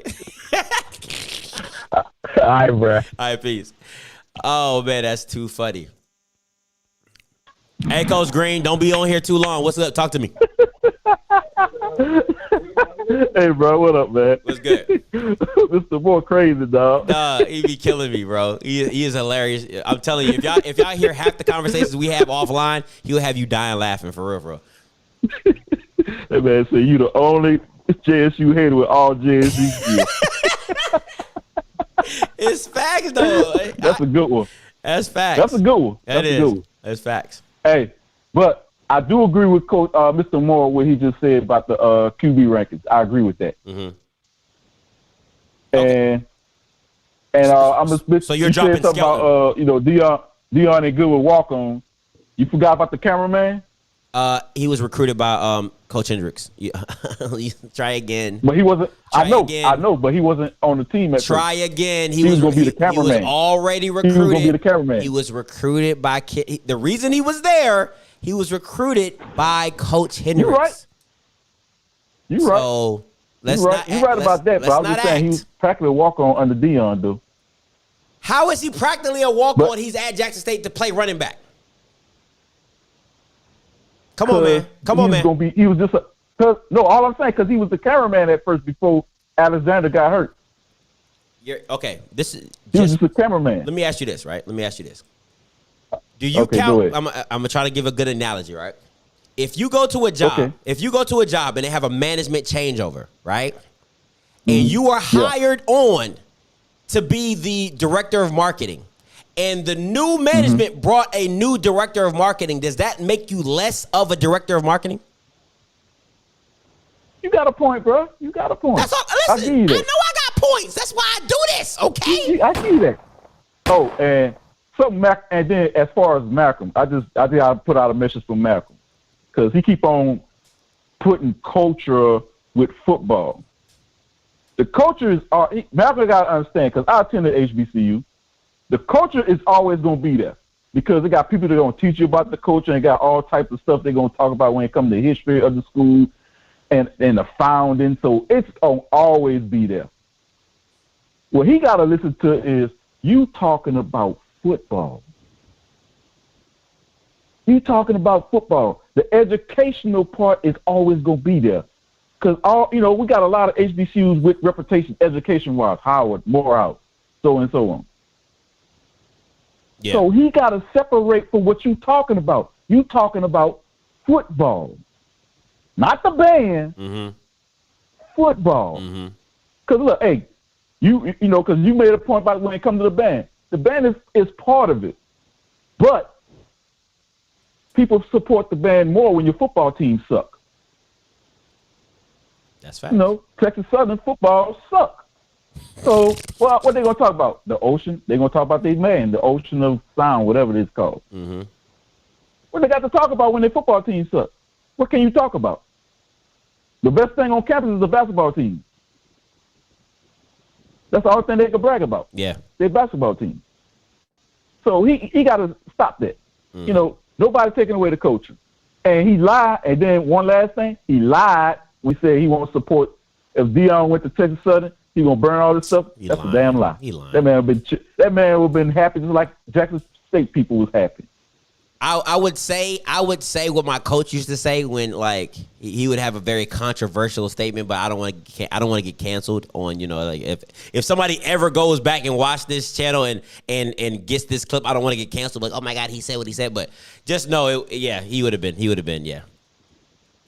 Because people be lying when they sit there. Oh, if he would have came to my man. Alabama State wish they would have got him. They not happy with their coach. They saying they wish they would have got Dion. Yeah, I feel you. And I actually like Ely. I like Ely, but he just been average. His team been average, so that's not helping him. With all the facilities they got, the nice facilities they have, and they on the average. Yeah, that's why he on the hot seat. But that's pretty much all I wanted to say, man. But that power ranking, I agree with Coach Moore. Take Skelton off. Because until he proves throwing-wise,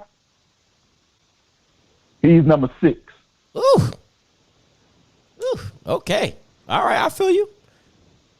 Yeah. All right. Appreciate it, Coach Green. So he got to prove it to me this year. And we shall see. I've been hearing some things out of the Southern camp. And look, I'm a Southern fan. Trust me. That's where I grew up at. My mom from Baton Rouge. I'm a Southern fan, so I'm down with Southern. Got you. And when they play Jackson State, I'm rooting for Southern. All right, too easy. Hey, appreciate it, Coach Green. All right. Hey, I want to get to these comments real quick, right? Let me understand something. Let's be very clear, because y'all think y'all be knowing, but y'all don't be knowing. All right, LJ Lowe, and I'm Be Fresh. I'm gonna let you rock because you my mans. I'm gonna let you rock. But LJ Lowe, let me holler at you. If I recruit you, right? If I'm your coach, I recruit you to my school to play running back, right? That doesn't make you less of a running back. I saw the potential of you to run running back. Doesn't matter if I never played you. I saw you as a running back. If a new regime comes in and you're the cameraman now, did that take away from you still being a running back? No, it does not. So back to my original analogy. If you're the director of marketing, a new management comes over, they put you in the mail department. Does that take away from you being the director of marketing? No, it does not. Okay? You have always been that. You will still be that. That's my correlation.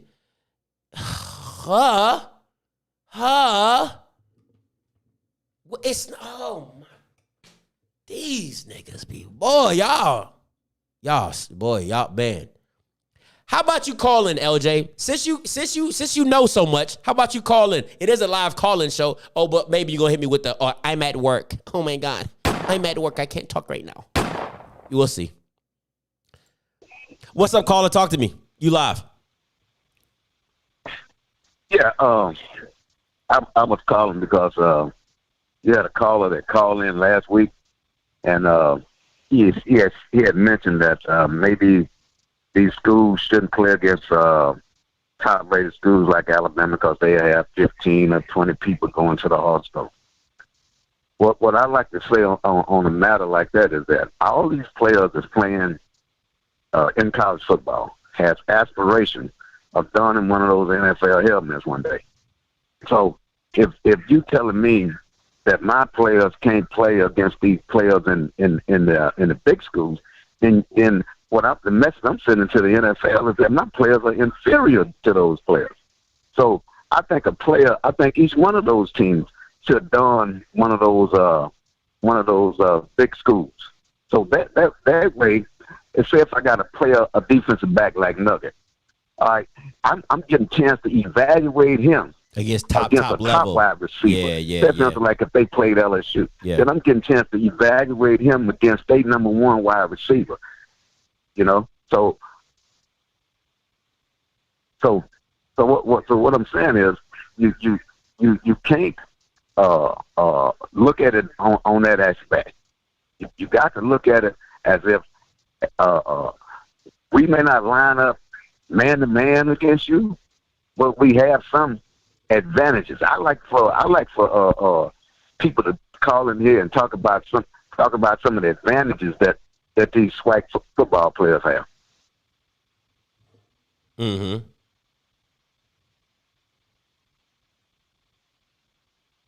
Say it again. Hello?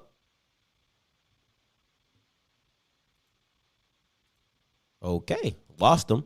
All right. I was like, what? Okay. Sorry, I'm reading these comments at the same time I'm trying to listen. I'm not a very good, my girl will tell you I'm not a very good multitasker. I'm horrible, like for real. Cut says, dang, I thought he sat out 2019 since he transferred up from Miles. It's all about exposure, right? No, they don't need to play D1 schools unless they're going to get, Cut, I'm confused too. If that was his plan, that means then he was still on the team. He was still on the team, just couldn't, he transferred, just couldn't, But okay, they don't have any advantage. I think Southern has LSU on the schedule next year.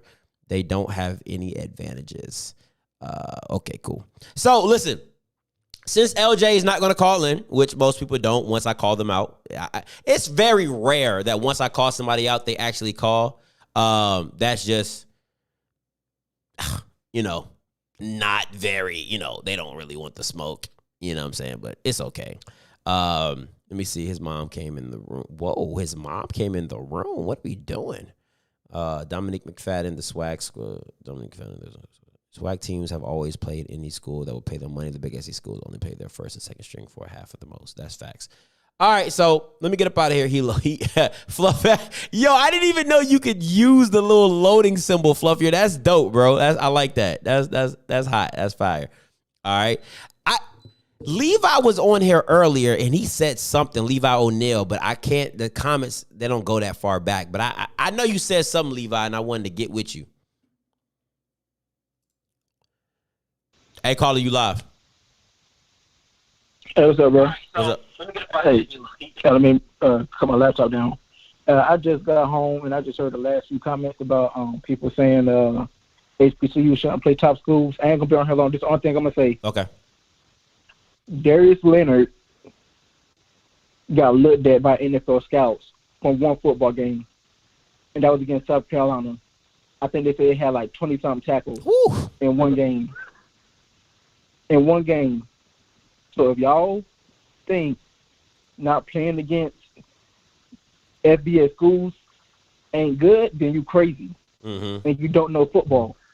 These scouts are watching. They're looking at these stats. That man had one game against South Carolina and had 20-something tackles, and that was the game they got him looked at by NFL scouts. And that's all I'm going to say about that. Hey, appreciate the call, my guy. All right, bro.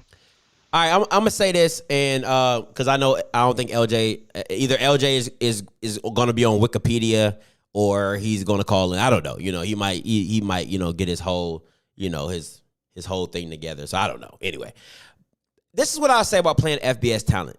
You're right. The caller. Do I like the games? No, because they won't be competitive. But is it great exposure for kids that you think can go at the next level? Absolutely.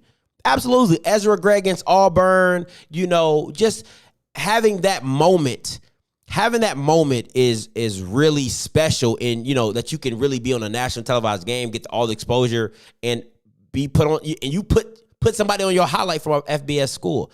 But, overall, is it the best thing? Probably not, but just in a certain aspect, it might be.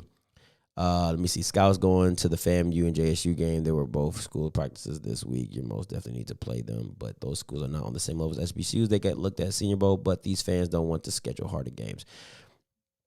I think you can make your own emojis for subscribers. I'll just still load those call, bro. That's one player. The Dagger will be like the 2000s Ravens, but we also have the Kirk. Wow, LJ. Man, listen. First of all, whatever. I want to read this comment. If anybody, so people might not be reading the comments. LJ Lowe said the Tigers' defense will be like the 2000 Ravens, but we will also have Rams' Kurt Warner's offense.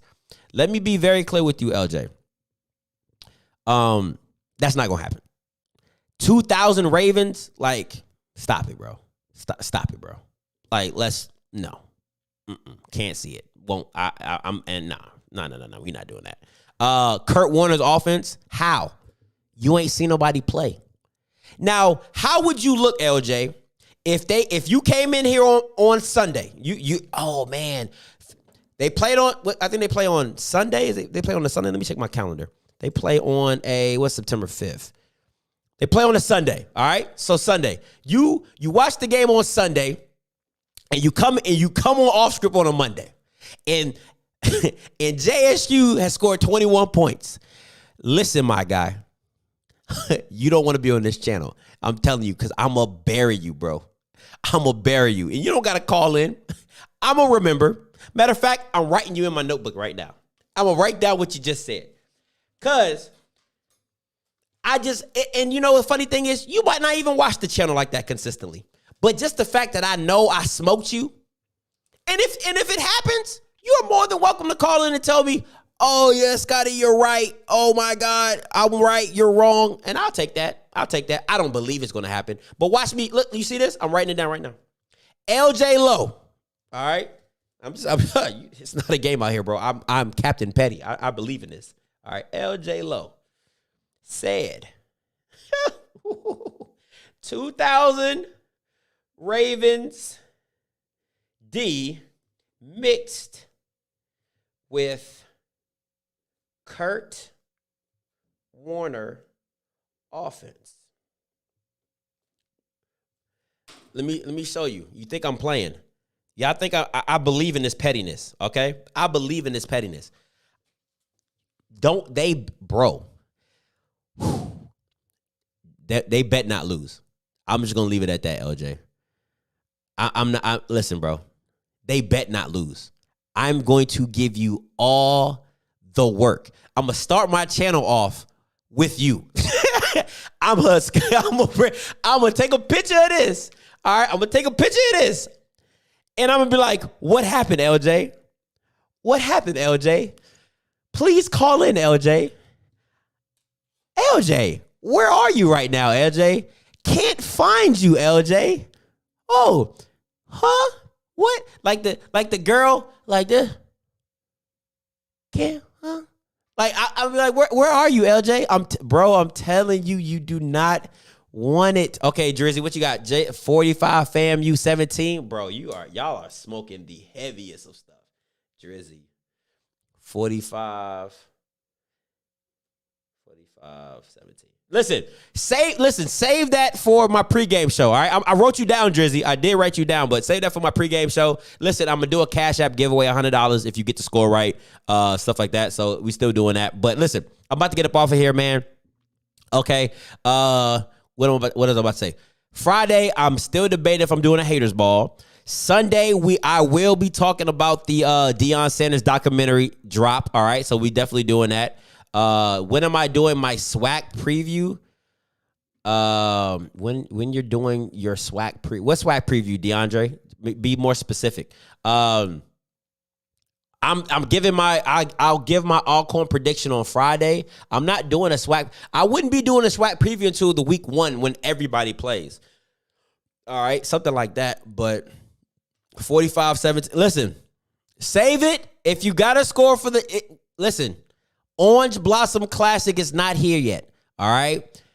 I don't know if I'm going to Miami, but if I do, I'm still doing a pregame show. If I'm not, and listen, it won't be the pregame show, okay? Let's be very clear about that. I'm not Fox News. I tell it like it is, okay? I am very neutral, except about Quincy Casey. But everything else, I'm very neutral. Save that, all right? Save that, all right? Save your scores. But yes, I will be giving a $100 Cash App giveaway for the correct score. All right, it's only for games. I feel like the big game of the week, or whatever. So that's what I'm doing. 100 every week. It'll be $100 Cash App giveaway for a game, depending on what game I pick. All right. So, yeah. So Friday giveaway. I mean, not giveaway. Friday maybe a haters ball. Saturday I'm doing a pregame show and a postgame show of the Atlanta game. And Sunday we would do the Deion show. All right. So make sure y'all stay tuned. Make sure y'all stay locked into the channel. I appreciate you guys for tuning in. You know, you've been with your boy Scotty. This is Off Script. You know what I'm gonna do. I'm gonna holla. God bless.